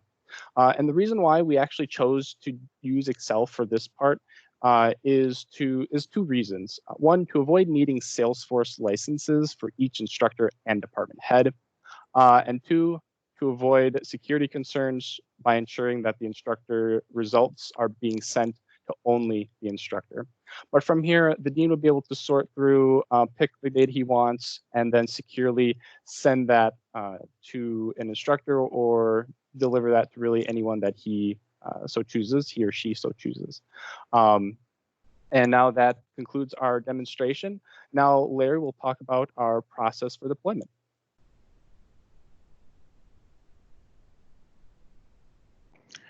All right, thanks, Alex. Okay, so for the proof of concept, there were a few things that were out of scope, but they could be implemented in a full release of the product. Currently, the data presented was mock data. It's just to be used as sample data for demonstration purposes. If this solution were to become a fully deployed product, real-world data would need to be implemented from existing data repositories such as Access Stout. Additional enhancements could also be added to improve functionality, such as adding Apex code to auto-populate the survey course selection pick lists, and tools to allow students to have a filtered pick list to reduce the choices to only their courses. All in all, this proof of concept uses default, no-cost tools available via Salesforce. If a fully developed version were to be implemented, more advanced Salesforce solutions would need to be utilized as well. All right, wrapping up our presentation. Again, I'm Abby, I'm our project manager. I'm Rachel, I'm the business analyst. I'm Alex, I'm the technical SME. And I'm Larry, also a technical SME. We'll now open the floor up for questions.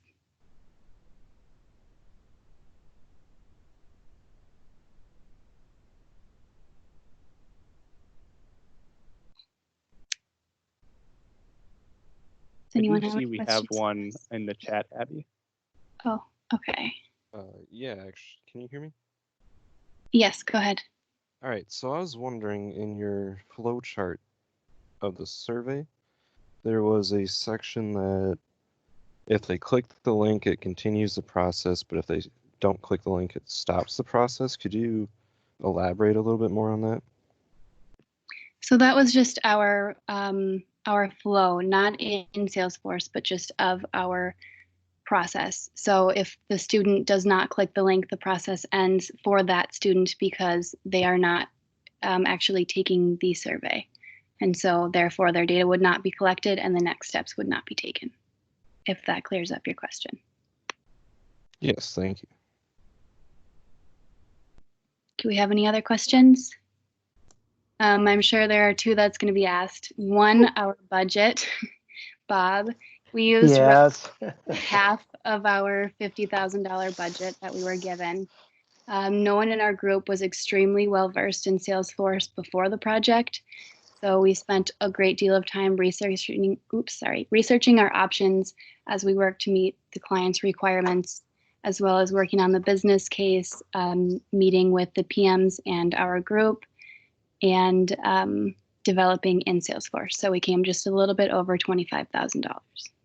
Great. Thanks for answering that without me prompting you. How do you feel you met the client's expectations? James, you can chime in if you want. We met with James quite a bit, and Cami, this will probably answer your question as well, but one of the biggest issues we had was the way that standard Salesforce uses custom objects.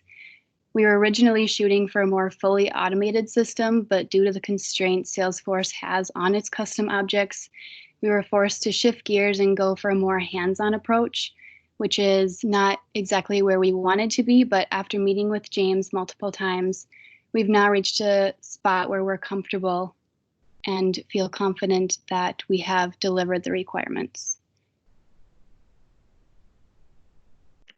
From my standpoint, again, this is yet another way of approaching a very similar problem. I think as far as meeting the proof of concept that this group did very well on delivering on that. The implementation, though, for a full deployment would be a bit difficult because having students choose a course out of a drop-down pick list, that gets to be a little bit problematic, especially when you're looking at about 1,300 courses being offered each term, if you include instructor and section. There are some different ways to try and approach that, such as having a first filter by which department it is, and then which specific course and instructor they were taking. But again, for the purpose of proof of concept, I think they've demonstrated that this would be a viable means of trying to collect data that could be analyzed to improve courses overall.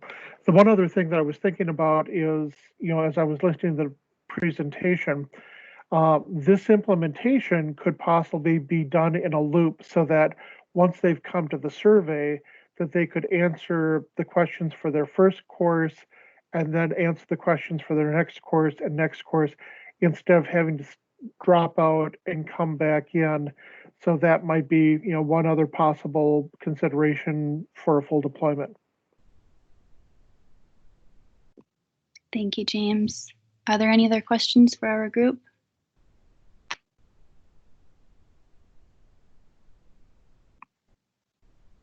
All right, with that, we will conclude our presentation. Thank you. Thank you, Cloudacity. We are more than halfway through our groups. We just have two left, Forward Thinkers and ETS. So I'll open up the floor to Forward Thinkers.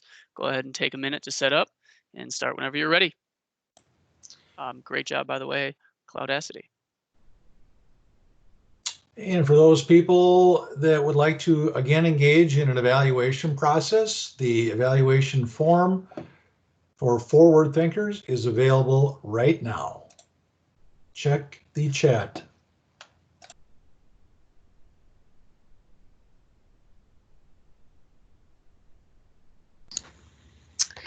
Hey everyone, thank you for joining us today. We are Team Forward Thinkers. My name is Maizia and I am the project manager.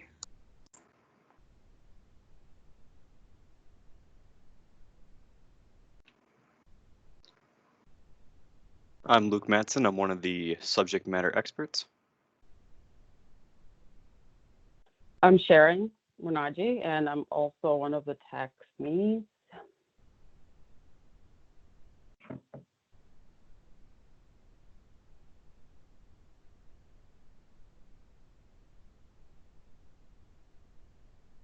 Stephanie, you want to make sure that you're unmuted?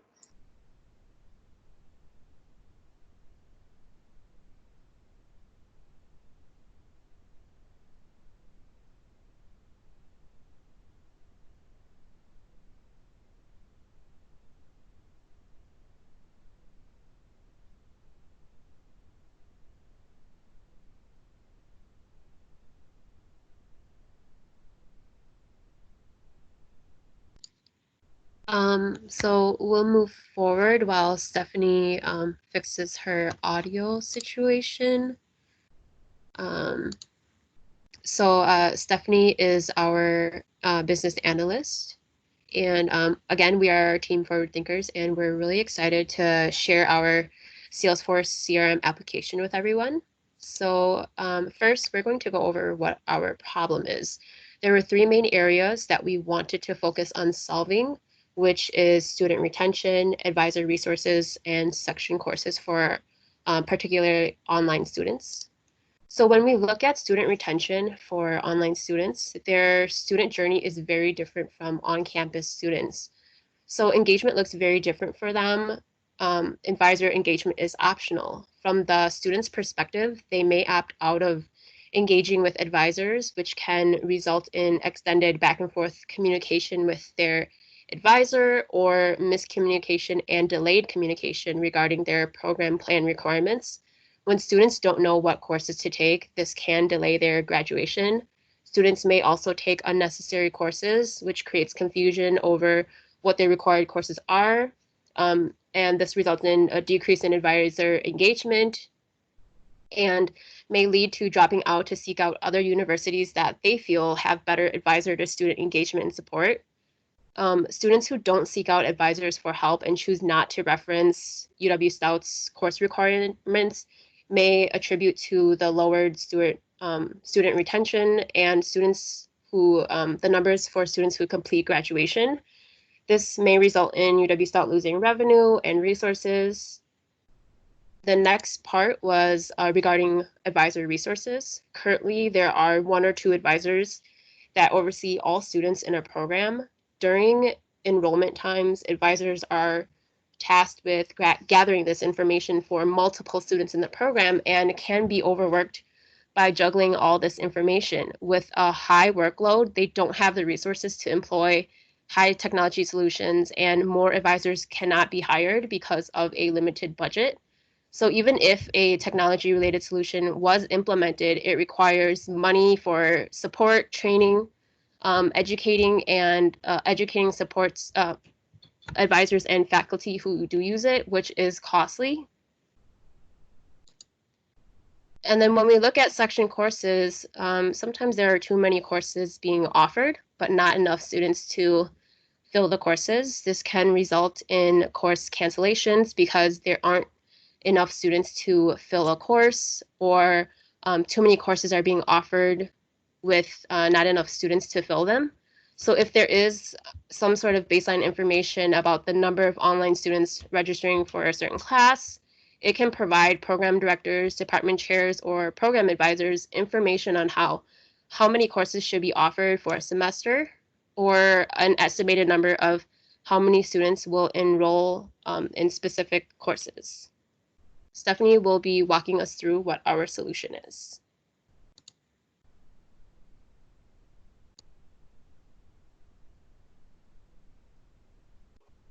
Hi, can you hear me? Yes, we can.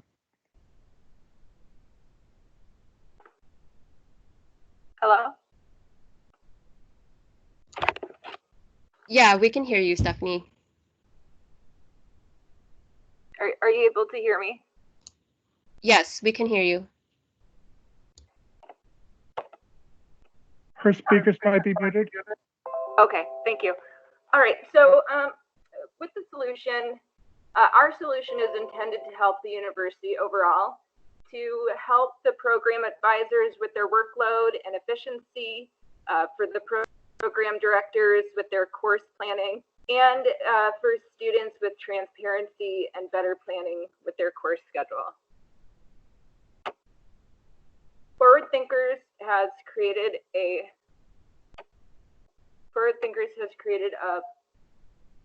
pilot CRM solution for the online ICT degree program students. The Salesforce CRM application is designed to suggest courses to the students based on their program plan requirements, which is sent to them via email in an effort to reduce the interaction between students and the advisors for an easy to answer inquiries, therefore allowing advisors to allocate more of their time to students who really require that extra attention. The application will send an email to students 7 days before their enrollment date for the next semester, informing them of their designated enrollment date and courses that they have been suggested for the upcoming schedule. The intention for the university is to use the solution in the advisement office, where the advisors can use it to help alleviate their heavy workload while still being able to provide meaningful content and communication with their students. Program directors will also be able to use the software to help with class schedule creation, as the data will be able to be utilized in class size predictability. We will be using, we use the education data architecture on Salesforce to create a database that holds the students' data, then automated the process using Salesforce flows to send the emails to each student, informing them of their required courses. Our solution aims to help alleviate heavy workloads, the advisor's heavy workload, so that they are able to focus on other important tasks while still delivering a quality student interaction communication alternative. Our goal is for our solution to help improve the experience for both the students and the faculty. An advantage of our solution is the predictability of class sizes. One issue that the university sometimes faces is when classes do not have enough students enrolled in courses offered during the specific semesters, which can cause disruptions in student schedules and uncertainty for both the students and the teachers. Our solution would provide more data in terms of anticipated class sizes. Departments could have the data necessary to help predict their class sizes and provide more certainty with teaching schedules too. So online learning is becoming more common, with more students becoming interested in this type of learning style. There are also other circumstances that may cause online platforms to be necessary. For example, what we're going through right now is a great example of that. And our financial benefits to doing this is that we seek to improve through the use of this solution system is with tuition revenue by striving to improve retention of students, better predict classes, and to increase efficiency. By increasing the number of students retained in the university, the student tuition revenue could increase through the oncoming years. And by implementing this CRM solution, UW-Stout could streamline its student registration process, which could cut the amount of time spent around class enrollment.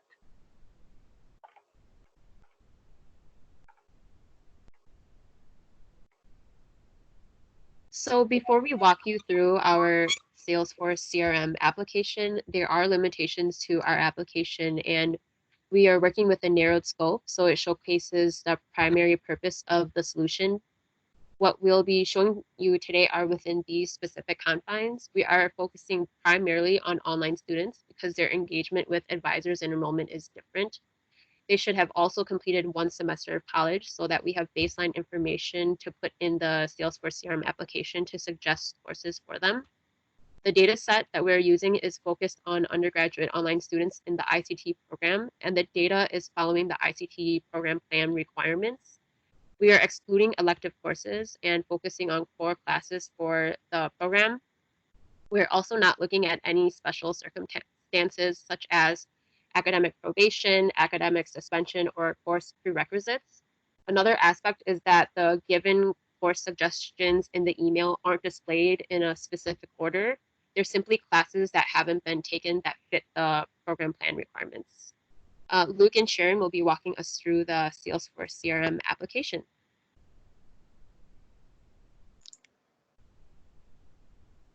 Thank you, Isaiah. If you want to switch to the slide for the technical solution, I'll get started. All right, hello everyone. I'm Luke. I'm one of the subject matter experts. We're going to be looking at some of the technical aspects as well as the solution for the CRM. The first one being the prerequisites for the CRM being institution specific.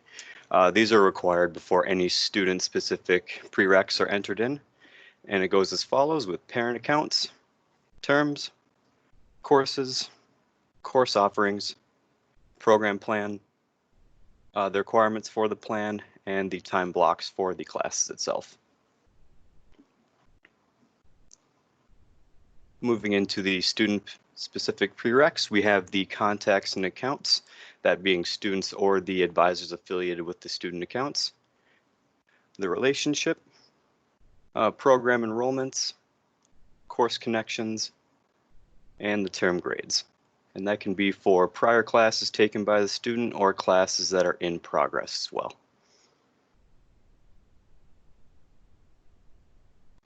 And this is to give you a spreadsheet view of how the CRM works. It essentially maps out classes that are required for the ICT program. And for the contact, we had Townie R Blaster. And then this is an additional document that is supplied in ICT 100. All students are required to map out their program plan. And so this can be a great document to reference with the CRM as well.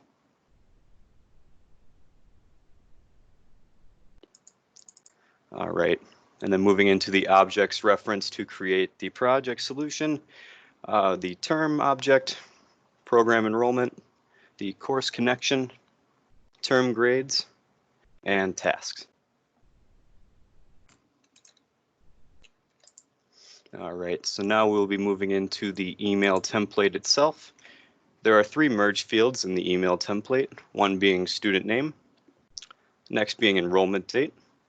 Enrollment date is figured by the credit bracket in which the student has completed credits going from 0 to 30, 31 to 60, 61 to 90, and 91 to 120. The email is sent out 7 days prior to the enrollment date and includes the course schedule update.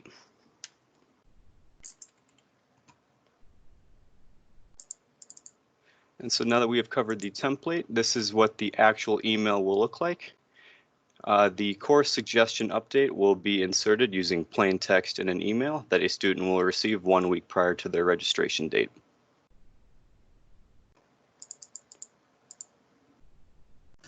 This is Sharon, and now I'll be demoing how this first email was created in the CRM.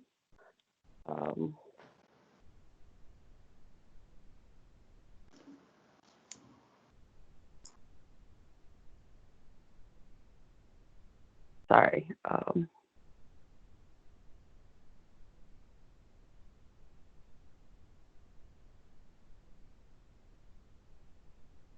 Okay, so for that first email,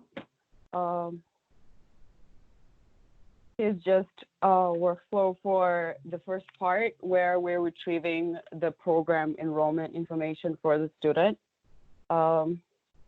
This is just how it looks like within the CRM itself. This is the data for all the students that we were kind of testing information for. Here's the student name. Here's their start date and end date for the current semester. This checkmark here indicates that if they're eligible to enroll or not.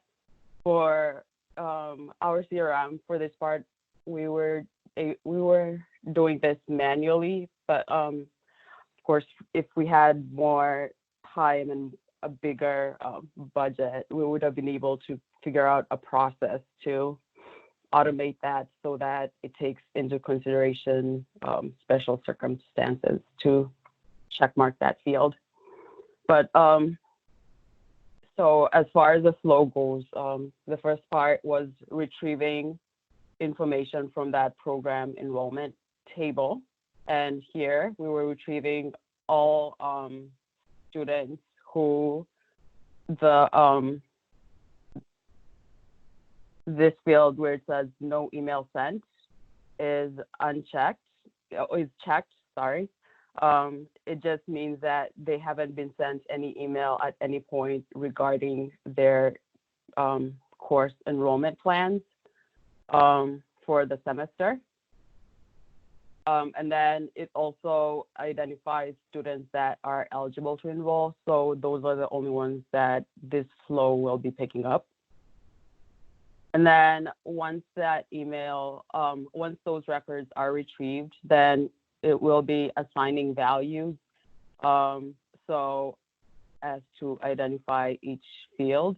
So will be the student name, the enrollment date, and if they're eligible to enroll, and then identifying that no email has been sent yet, which moves on to the first decision point. For this decision is determining if they're able to, if they should be receiving an email. So the criteria for this is if they're receiving an email, then that means that the send date, which is that enrollment date minus 7, so that's 7 days before that enrollment date, is true. And then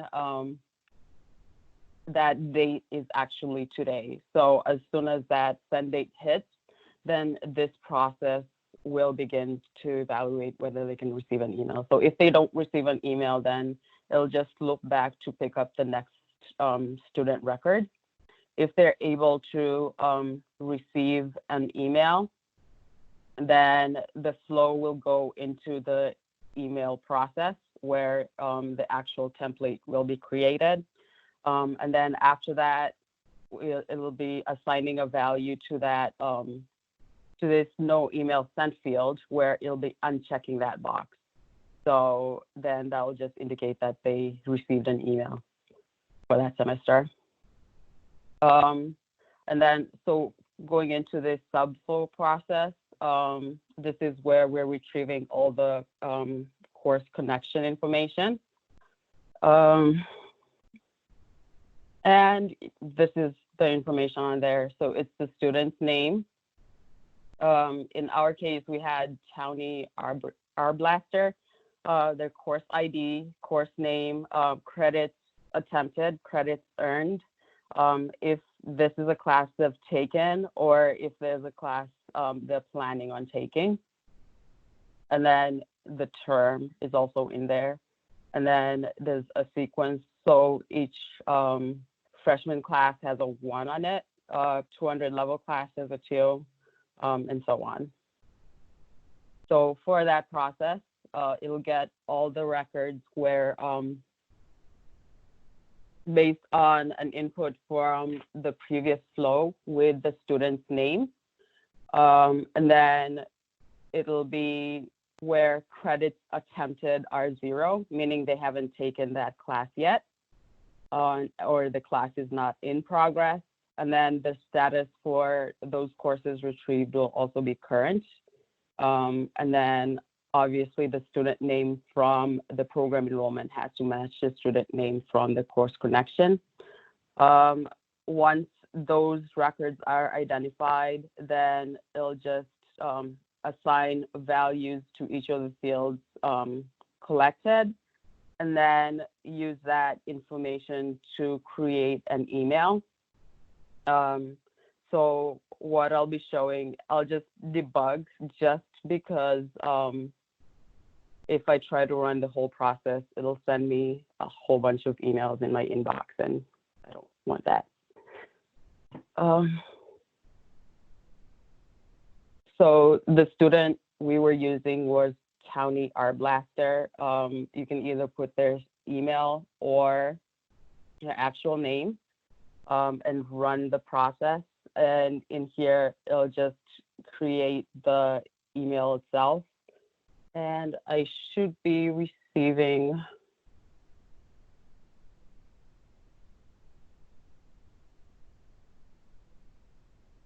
and this is kind of what it looks like. Right now it has HTML tags since I went in there. Every time you go in there, it kind of puts HTML tags again since the default setting for that seems to be rich text. You actually have to keep switching between rich text and plain text. But this is what a successful email would kind of look like. And then I'll switch back to Luke to talk about the second email.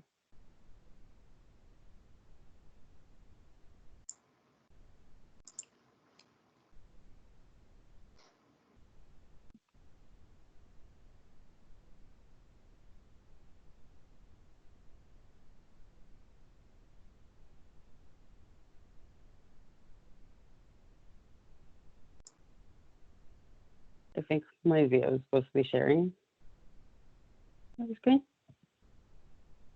Yep, I'm sharing.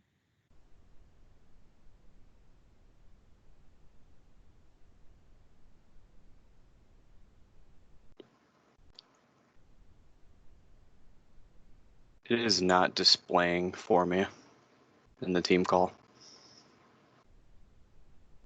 I have a loading screen. Do you want to try again, Mizaya? Maybe just give it a quick sec. I know she's going through all the slides again, so it might just take a second to load. Yeah, Okay. give it a second. I can see it on my side. Yeah, I got it now.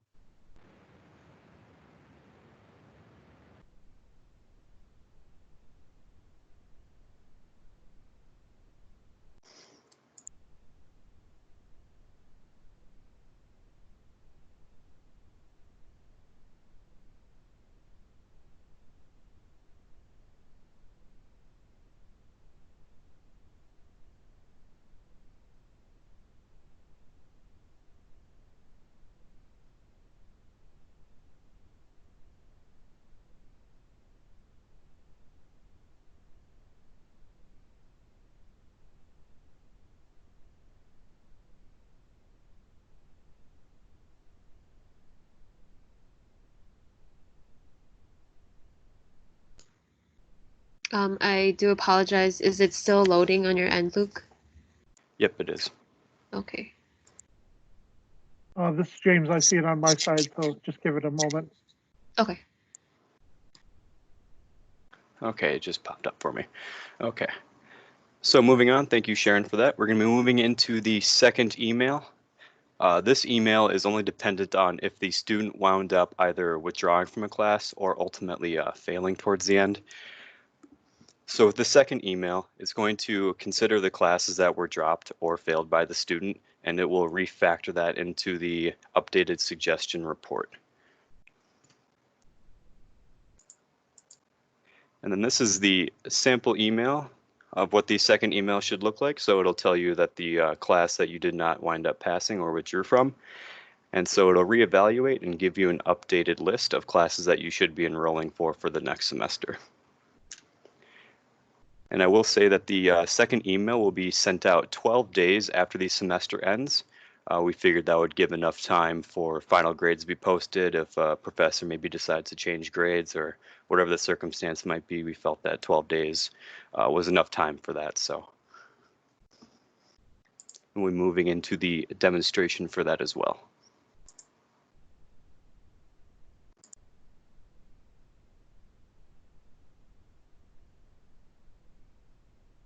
Okay, this is Sharon again, and I will be demonstrating that part. So the first flow here will be referencing the terms, and this is just to identify what the current term is. It'll be looking for all term records where current semester is selected. For this process, again, we had to do it manually, but in an ideal situation, it would automatically be inputted in there based on information from, I guess, the records or registration office, since they do know what factors go into determining the start and end dates for each semester. So based on that information, just assign a term audit date. So here is where we'll be identifying the end date for that current semester. And then for this next assignment, it'll be taking that end date and adding that 12 days to it to identify the date when the grades should start getting audited, and then flow into the program enrollment to receive the student information for each student who needs to be audited. And then for that second process, here again, we'll be going into the program enrollments table and looking at all those students. This time, it'll be looking for students where this field where grade audited is unchecked. And then the grade audit date should be the current date for today. And the flow will be getting those records. And then going straight into the loop to assign the different fields retrieved. So the first field would be the student name, student email. If the grade audited field is unchecked, then it'll also be assigning a value to that. And then that grade audited date on here should match the grade audited date calculated in the previous flow. And then assigning a value to today's date. And then the next step is going into that decision point. So for this decision point, it'll be looking for if that grade audited date equals to the date that was calculated before. So if the value is true, then we can send that email. If not, then it'll just go back into the loop to retrieve the next student information. So for those students who should be receiving an email, then it will be assigning task fields to create a task. And what goes into that task field will be the contact information for the student so that it identifies which student is receiving an email. And then the record ID for that student, the owner ID, ideally that would be maybe the advisor, since they are the ones, they should be the first point of contact for the student whenever they're having issues with their courses or which courses to register for. And then the status for that task should be not started yet, since the email hasn't been sent yet. And then this next step would be creating that actual task. So in our CRM, it will be, this is kind of what it would look like. It would assign the email name to the student. It has the student contact information. There's no due date, there's no related date, and then it would also assign a status of not started. And then go into the flow to send the actual email to the student, and then update the task to completed once that email has been sent. And then here's where it goes into the actual process to send the email. So for this, we first need to retrieve records from the term grades. And this is where, again, our student, Townie R. Blaster, these are kind of all the grades that he has. Here we have classes he passed. The ones he hasn't taken yet, it's going to be blank. So we want to retrieve those. We also want to retrieve anything that's dropped, or if there was a class where he failed, you also want to retrieve that. If he's retaken, those are treated as him passing. So over here, it should say that he completed and then also successfully completed. So Sharon, we want any. Sharon, this is your PM Andre Bircher. I'm just gonna give a little 5-minute warning. Okay. We are running a little short on time, so Okay. yep, just a little 5-minute warning for you. But keep going, you're doing great.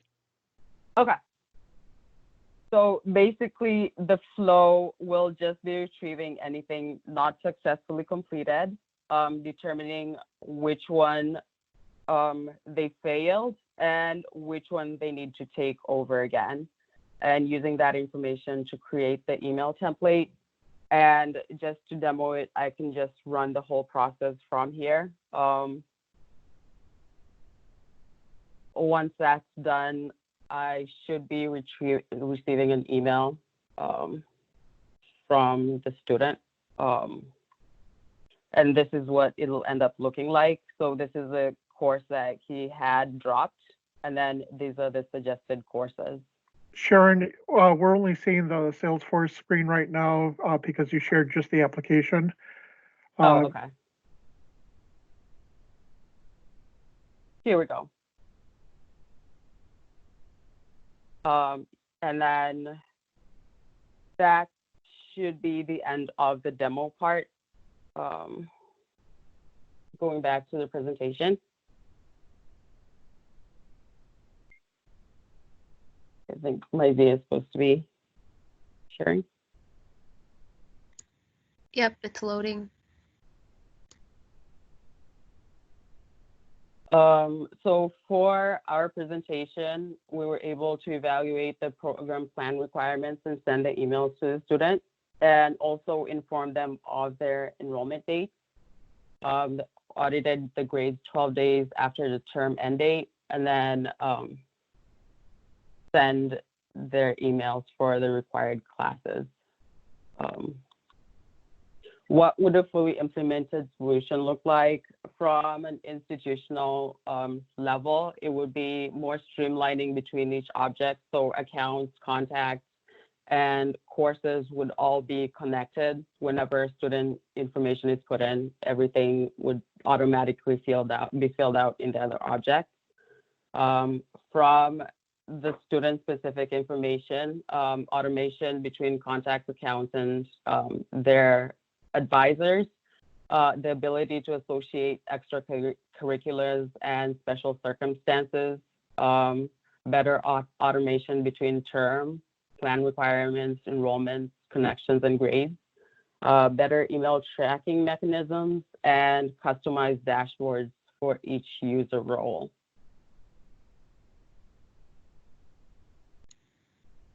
All right, so that's the end of our presentation. We want to thank you all for the opportunity to share our Salesforce CRM application.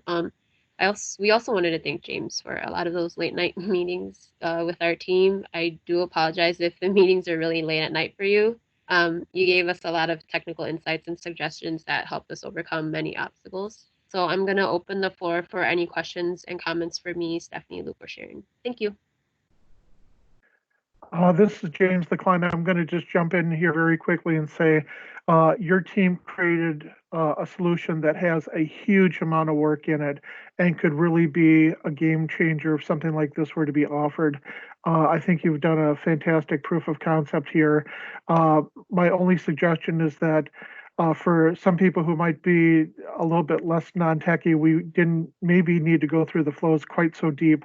But your visuals are great, your flow was great, your explanations of why you were doing this. I think you did a fantastic job. And again, just the amount of work that you've put in on this project, I think is outstanding. Yep, this is Andre again. I would like to say I really appreciate, and I think we can all appreciate the amount of detail. And again, touching on that scope, this was a very large scope, so great job. And I hope you don't feel attacked that I jumped in there. We are just running a little short on time, but overall, great job. We all can appreciate that detail that was gone into this. Yeah, this is Jessica from Salesforce. That's impressive technical work, and the amount of work that you did with Flow Builder in particular. That's complex work. You included subflows. I'm impressed with the amount of complexity you were able to put into this in such a short period of time.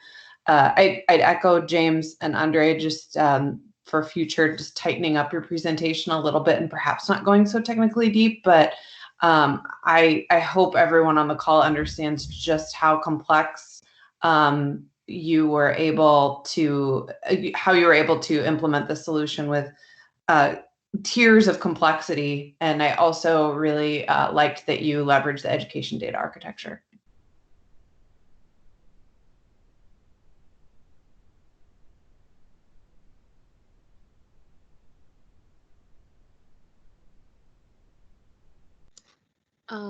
Thanks for everyone's comments. Let us know if you guys have any more questions. Otherwise, we can move on to the next presentation. Bob probably wants to know about the budget. Oh, yes. Sorry about that, Bob. Thanks, James. So we use 30%, 38% of our budget. We use $30,535 specifically. Any of the money left over from the budget, we were actually thinking of using it for any features that we didn't implement this time around, such as adding things in from the scope that we left out. Yeah, and yeah, let us know if you guys have any other questions about anything. Can you hear me? Yep. I was wondering, I'm not sure if I might have missed it in the presentation, but as it stands for Salesforce license, what do you expect for that? As like a need for, department heads if they need it, or students. Do you have a comment about that? Yeah, so usually department chairs and program advisors, we were thinking that they're going to use one license because their user permissions are the same. So this will ensure that UW South isn't having to buy multiple licenses for users.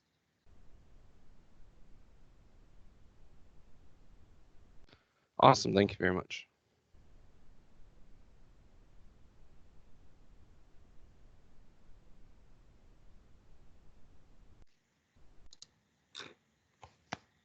All right, thank you everyone for listening to our presentation.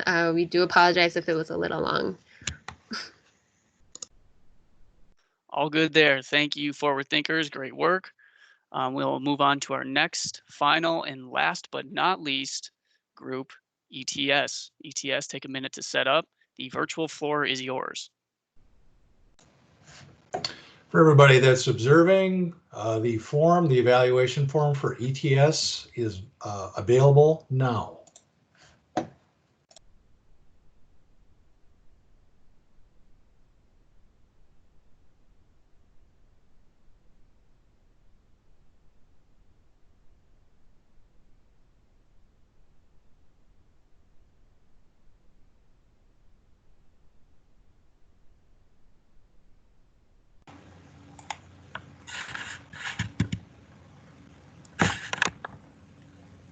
Hello, everyone. Hello. Hello. Can you hear me now? Yes, We can hear you, Jibali. I'm sorry. Let me just.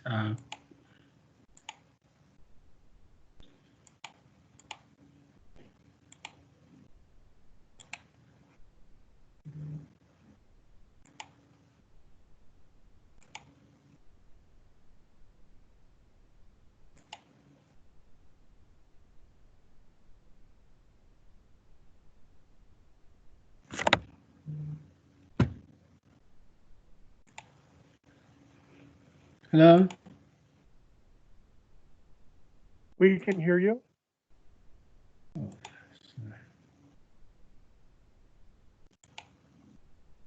No.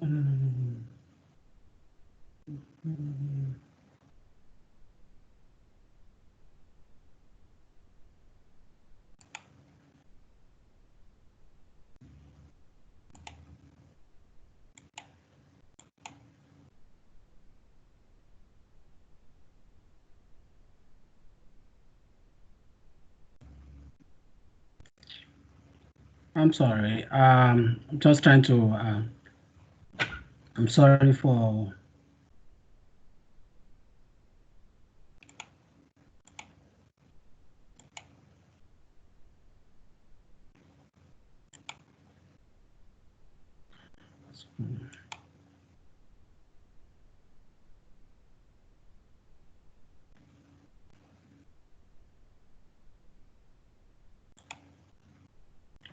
What's going on?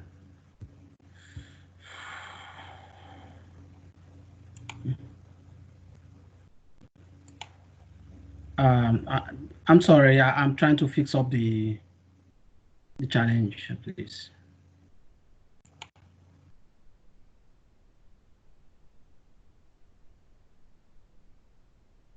Okay.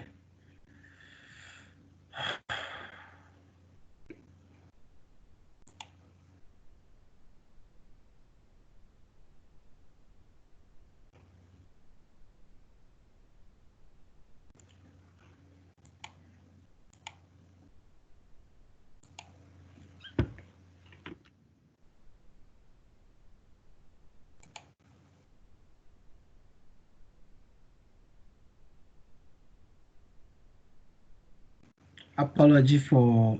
So I'm just trying to fix my. This is what I want to see exactly. This is exact what I want. Okay. Okay.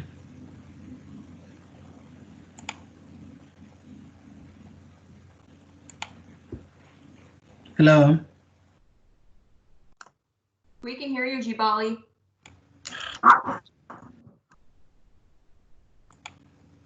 Unfortunately, I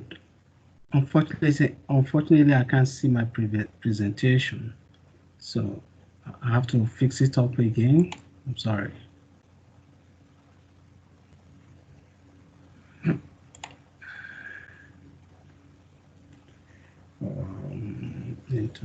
This is my presentation.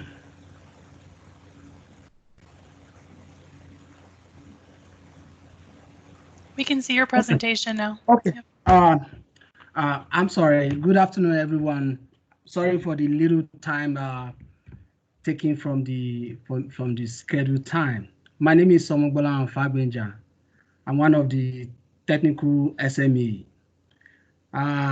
It's unfortunate I have to report that my PM, which is Mario Gritzlock, is not available for now. We received a call from him just few minutes from the time of presentation that his grandma is in the hospital. He has to visit the place right away. So we are very sorry for this. It's unplanned challenge, but it comes considering the situation we are right now. We are very sorry for that. Can you hear me all? Yes, we can hear you. Okay. Now, As I said, my name is Omobola Fagbenja. I'm one of the technical SME, and my colleague is Robert.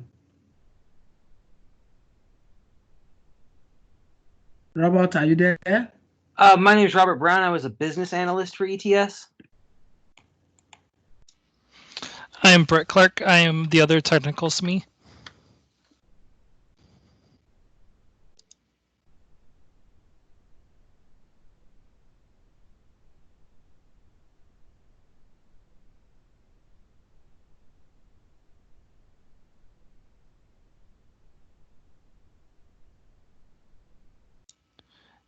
Giboli, you're muted.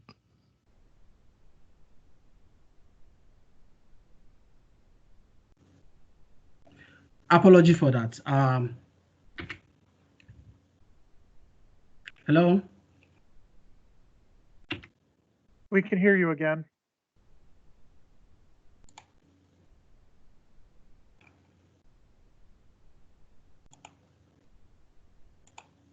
Hello?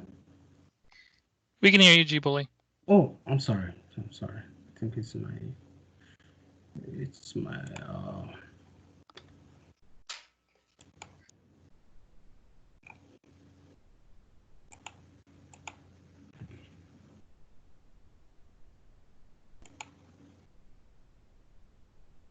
Seems like Jabali might be having some technical issues. If one of you would be able to take over for him, yeah, that'd be awesome. I'm setting it up immediately.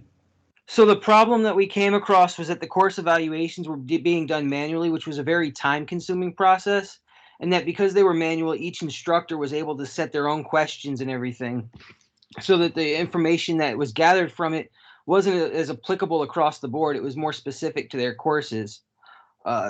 We also wanted to know how students use the facility to better the facilities to better cater it towards them. And can you bring that back up, please, Jibali? Sorry, it's my system. I don't know why.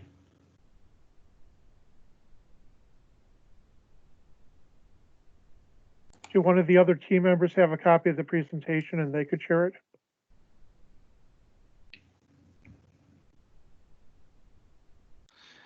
Getting the updated one right now.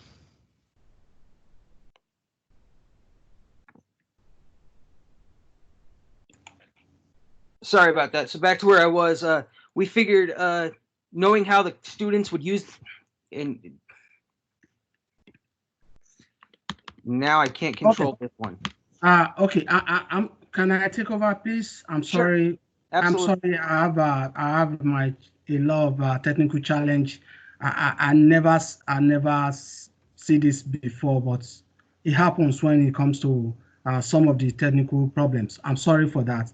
As I mentioned, these are my teams: Mario, Rob, Brown, myself, and Brett. Unfortunately, Matthew is not able to hear. This is my the name of the consulting firm. Now we want to go straight to the challenge of the day. What we realize in the course of because in presenting in discussing with a company, you have to understand what all the problems are, and you need to understand what are their major problems so that you know how to fix up the problem. We understand that the part of the problems are one, the course evaluation being done manually, which we realize that this is not supposed to be. Secondly, the different we realized that the different evaluation being sent out and with different online or inline person. That means every evaluation, we realize that the evaluation is being sent from different we have online and inline in-class aspect of the investing of start products. So So we realized that this, and we need to fix this. Thirdly, we realized that retention of students completing 4 years is always difficult. We need to understand that why is it this? And the fourth problems we realize is that students' use of the college institution facility. So the fifth one is the student prefer daytime or other time in the part of their learning. So we think about all this, and we look at everything that happened in presently now, and we know we discuss about it, and we think this is our solution, which Brian is going to take over from there, please. So for our solution, we wanted to make the questions standardized across the board, which we hoped would alleviate some of the work and pressure on each teacher because they were using the same questions. And we hoped that the answers would be more applicable in general instead of being course specific, as if they had came up with their own questions. We also wanted to create a second survey to see how students were using the facilities and make sure that it was suiting their needs so that hopefully they would stay with the college longer. We asked questions on that survey such as what days and times they would like to take courses and what facilities they made use of. These surveys will be automatically sent out through Salesforce, and the results will be collected and aggregated and shown in dashboards, which make it convenient for the instructors to see where they stand. Our deliverables for the project were the sample surveys, along with emails that contained a link to that survey so that we could use some mock data and input results to the questionnaires and give you examples of these dashboards, which when Brett shows the live demonstration, he will go over in more detail. Yes, we from part of our discussion, and we realized that the major solution, the major challenge is the solution we provide is going to be we need to take a survey of the evaluation, survey of the entire course programs. So which we call evaluation survey. And the sample of evaluation survey is what you are seeing now. So we need to ask,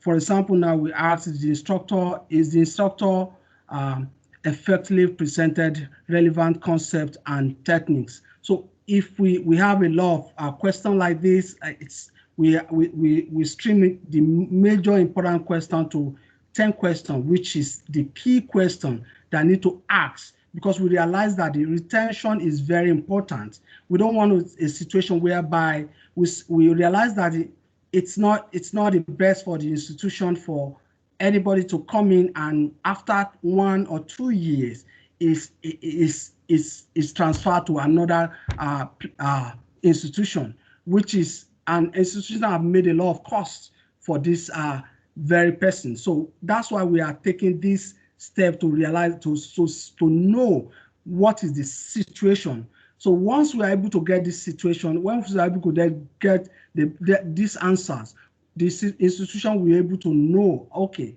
this is the part of the problems, so that they channel the effort to resolving this particular situation. Secondly, we have another samples survey, which is about the resources and facility. Somehow it's possible for a lot of people, we expect a lot of people to come from, as Sarah presented a demo, we realize a lot of people are not coming from other states. And what is the reason? Is it the facility? Is it the resources? We need to know all these points so that the University of Wisconsin staff will be able to prepare for the people to have access to, so that they'll be able to be interested about the program in the institution. That's why we have the second facility, and we have another 10 questions that request what could be the problems, why people are, because we are just focused on the retention. So as part of our solution, we design a dashboard, which is going to everybody that comes into to fill the survey, we're going to have a dashboard that tells you what is the problem. The part of this dashboard is this dashboard sample is this, which is going to say talk about the students, the course, and the instructor. So we can see in our dashboard. So individual, if you answer like 3 or 4 reasons why you don't like UW Stout, is going to show, so that it will allow the management to understand where they need to push their efforts, so that a lot of people will come in. That is the essence of this dashboard. Now, this is another dashboard which gives you the percentage of people that participated in all the survey. Now, for example, now we have there which days are you mostly like to focus. So this, it gives you the, maybe we have Friday, you understand a lot of people that want to take course, entire course or anything on Friday. We understand a lot of people that want to take the course or other things on Monday, and it goes on. So from that dashboard, the management will be able to understand this is what from what we see now, we understand a lot of people prefer to have evening course. We understand a lot of people prefer to have morning course rather, and we have a lot, we prefer to have an afternoon course. So this is the excess of this dashboard. So, and the last dashboard, which is the personal feedback, is going to show everything about individual. This is a personal issue. This is a personal challenge, rather. It's going to tell you more about individual that reply to the dashboard, to the survey. It's going to show whether it's a marital challenge that don't allow me to complete the program at the time, or that stop me from complete the program. The group believe this is an essential information that the institution need to understand. That's why we presented this. Now we want to go to the implementation demo proper, which Brett is going to take over from her. All right. Hey guys, are you guys able to see my screen? Yes, we can. All right. So to start off, we created a custom student inquiries object. With that, we tie in our contacts object, instructors, and courses. So here we have the contact names or student name. We have student email. We have the major that the student is pursuing. We have date of semester end, and then we have the courses that the student is enrolled. For this example, we just have one course, one instructor. With this, we have surveys that are automated based off the date of the semester end, so those get sent out 14 days before the end of the semester. With that, they get the email in their inbox. So here, this is an example of our course evaluation email template. It has the course in there. It provides instructor name, and then it also provides data that the students will have to input when they begin the survey. And then here's our link to the survey. So to start, this is our resource facility survey. So as you can see, we have the student enter in their inquiry name that's provided in the email. They would hit next, which would bring them then to the questions. And here we have times that they would most likely take courses. So we have anything from 7 a.m. to 10 p.m. We then go into days they would most likely take courses, anything from Monday to Sunday. We asked if they intend to take courses in person or online. Also, if they plan to live on campus or if they plan to live off campus, whether they're within 15 miles or more. Next is what campus facilities they'd most likely utilize. And next, if they intend to participate in any student organizations or clubs during the upcoming semester. Next is, do you intend to bring or use a personal vehicle? Next is, how satisfied are you with the general appearance and cleanliness of campus facilities? And then the last two are text boxes to answer, just to give us what they like about the campus and the facilities, and then what they would like to see improve in regards to the campus and facilities. Next one, so for the course evaluation, that one is also set up the same. It's based off the date of the semester end, 14 days before the end of the semester. This one here, they have to enter in their student inquiry number, the instructor name, and the course name in order to proceed. Once they get to this page, they would fill out the survey. Here we have questions as to how effective the instructor was in presenting relative concepts and techniques. Next is, was the instructor helpful when it came to difficulties or questions? We have one for the instructor provided meaningful feedback on my work, provided opportunities for classroom participation.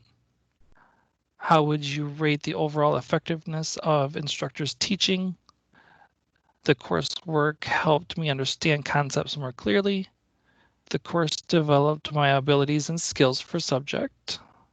How satisfied were you with the course? On average, how many hours per week did you spend on this course? And then lastly, we have a text box to give us any feedback as to how the instructor or department chair could improve the student experience in that course. Next, we then go into our dashboards. Here we have our resource facility survey metrics. Everything is in a pie chart to break it down to the response values for each question. And then we also have our personal feedback at the bottom here, so you can see any input that students left. Lastly is our course evaluation survey dashboard, which also are in pie charts to give you a percentage and also the record count for data that has been inputted. And then we have our student course instructor dashboard component here, which will give you the instructor name, the course the student is taking the survey for, as well as their student inquiry number. And then we also have personal feedback at the bottom.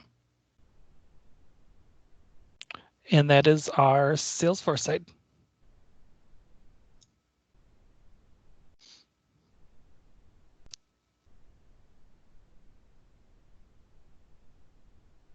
Hello. Yep, we can hear you, Jubilee. Okay, thank you. Thank you, Brett, for your presentation. Now, as we discuss, as we see, we understand that this is the only team that presented a survey that's actually, because it's not about the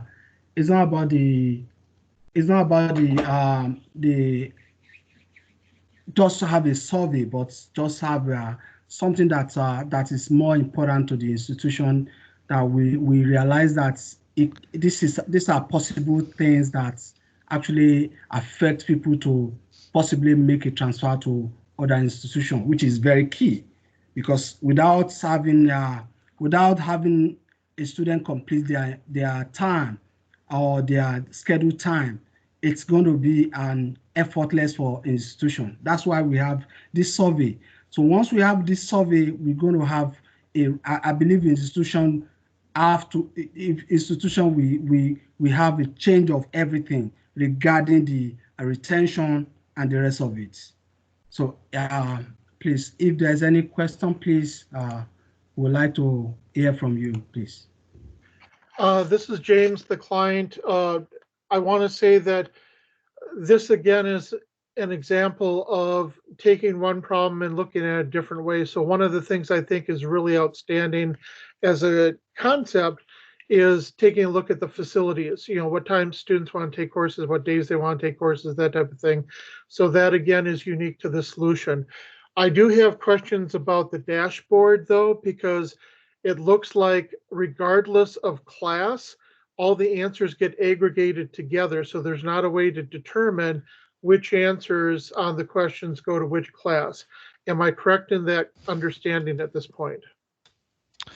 At this point, so there would be, we would just have to dig into the report, but I did not set up per question as far as student and course. Right. So normally when we're looking at course evaluations, we're looking at for specific course instructor and section. And in your proof of concept, that was not deployed, correct?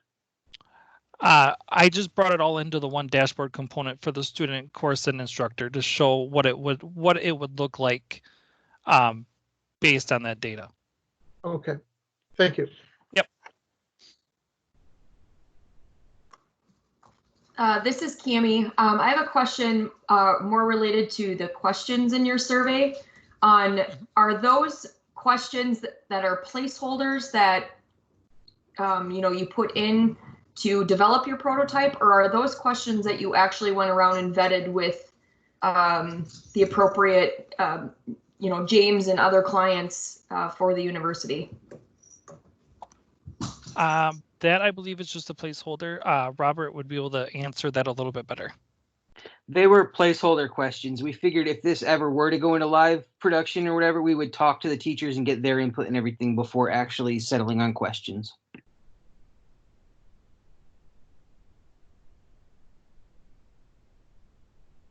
And thank you for answering that, by the way. And how many questions do you currently have in there?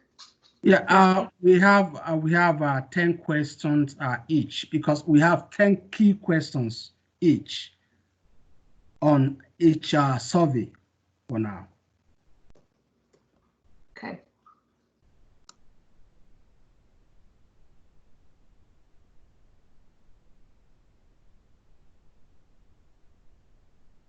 We need a question, please.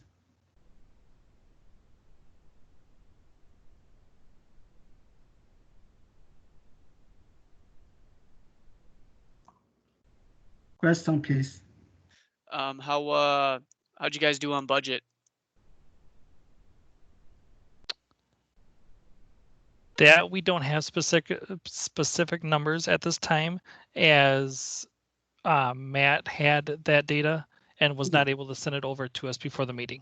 Yeah, I would say more to that. It's unfortunate that at the last minute we had, as I said initially, Matt, which is our PM, the group project manager actually sent a mail that he couldn't make it to the presentation, which the PM has more of this information, but unfortunately, the circumstances on the grants don't allow him to participate in the presentation, which I know he will not be happy about that anyway. But the life is more important than any other thing. That's what happened. So he has detail of everything, and we have more of this. More of our detail. We have documentation, and we have detail of this presentation, which I think is more important, because it's not about talking now. It's about going back. It's about the institution going back to documentation and follow up with what is documented. If at all the presentation is going to be implemented. That's what I know about project implementation.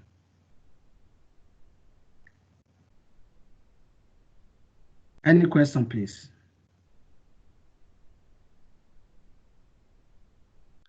All right, I think that's going to wrap up ETS's presentation. Thank you guys very much. Great work. We Thank you want guys. we want to thank you for the opportunity given to the team. We know we've done what the University of Wisconsin staff actually our presentation actually gives University of Wisconsin what it actually deserves at this moment, and we believe there's always a room for more improvements in any project, and we believe we can put in any improvements before before we round up everything. Thank you so much for the time. Thank you everyone. We appreciate you. Yep. And one thing, Brett, our program manager, Brett, is going to take over here shortly. One more thing I wanted to mention regarding budgets. I wanted to wait until the end of all the presentations. We did ask the groups to leave out budgeting in their presentations because we realized that this was the first semester we ran budgets. We tried this thing out. And for next semester, we're going to have to tweak a few things because they did get a very large budget, but it could also be for, their hourly rates and just other things. So we just want to thank the groups for being able to answer those questions, even though we told them to leave it out of their presentation. But I'm going to hand it over to Brett now.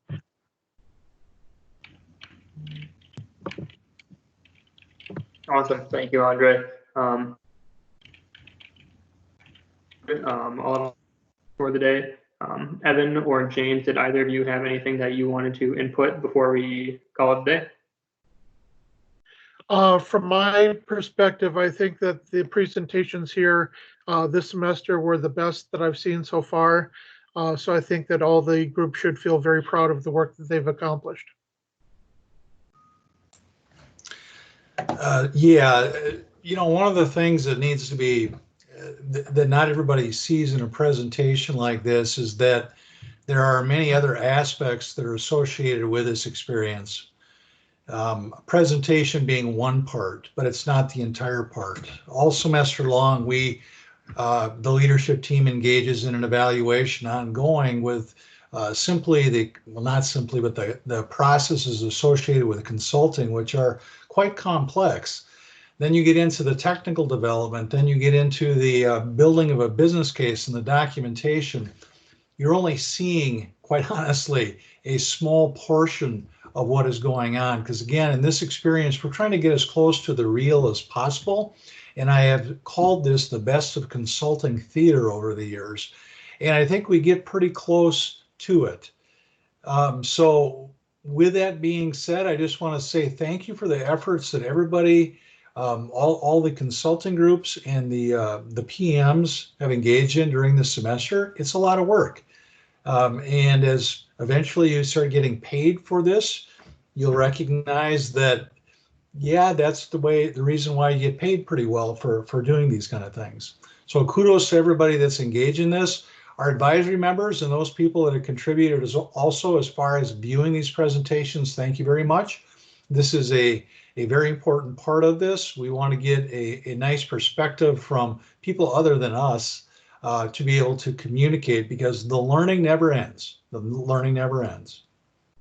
So thank you very much, everybody. That's all I've got to say. I just want to give a shout out to Brett Bazil right now, who is leaving us. I want to also give a shout out to Haley, who's leaving us. They're both moving on. Actually, have already started their new gigs. I know yes, absolutely. There's a number of people also that'll be graduating tomorrow that are part of the student consulting groups. Kudos.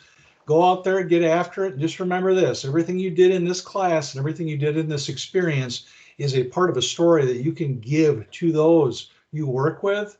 It's real. So anyways, thank you kindly, everybody. This semester is done. Hurrah. We'll see you all later. Take care. All right. Take care, everyone. Thank you. Thank you, everyone. Thank you. Appreciate it. Bye. Bye. Thanks, Evan. Bye. Thank you. Thank you, James. Thank you, Evan. Thanks, Brett. See y'all. Take care.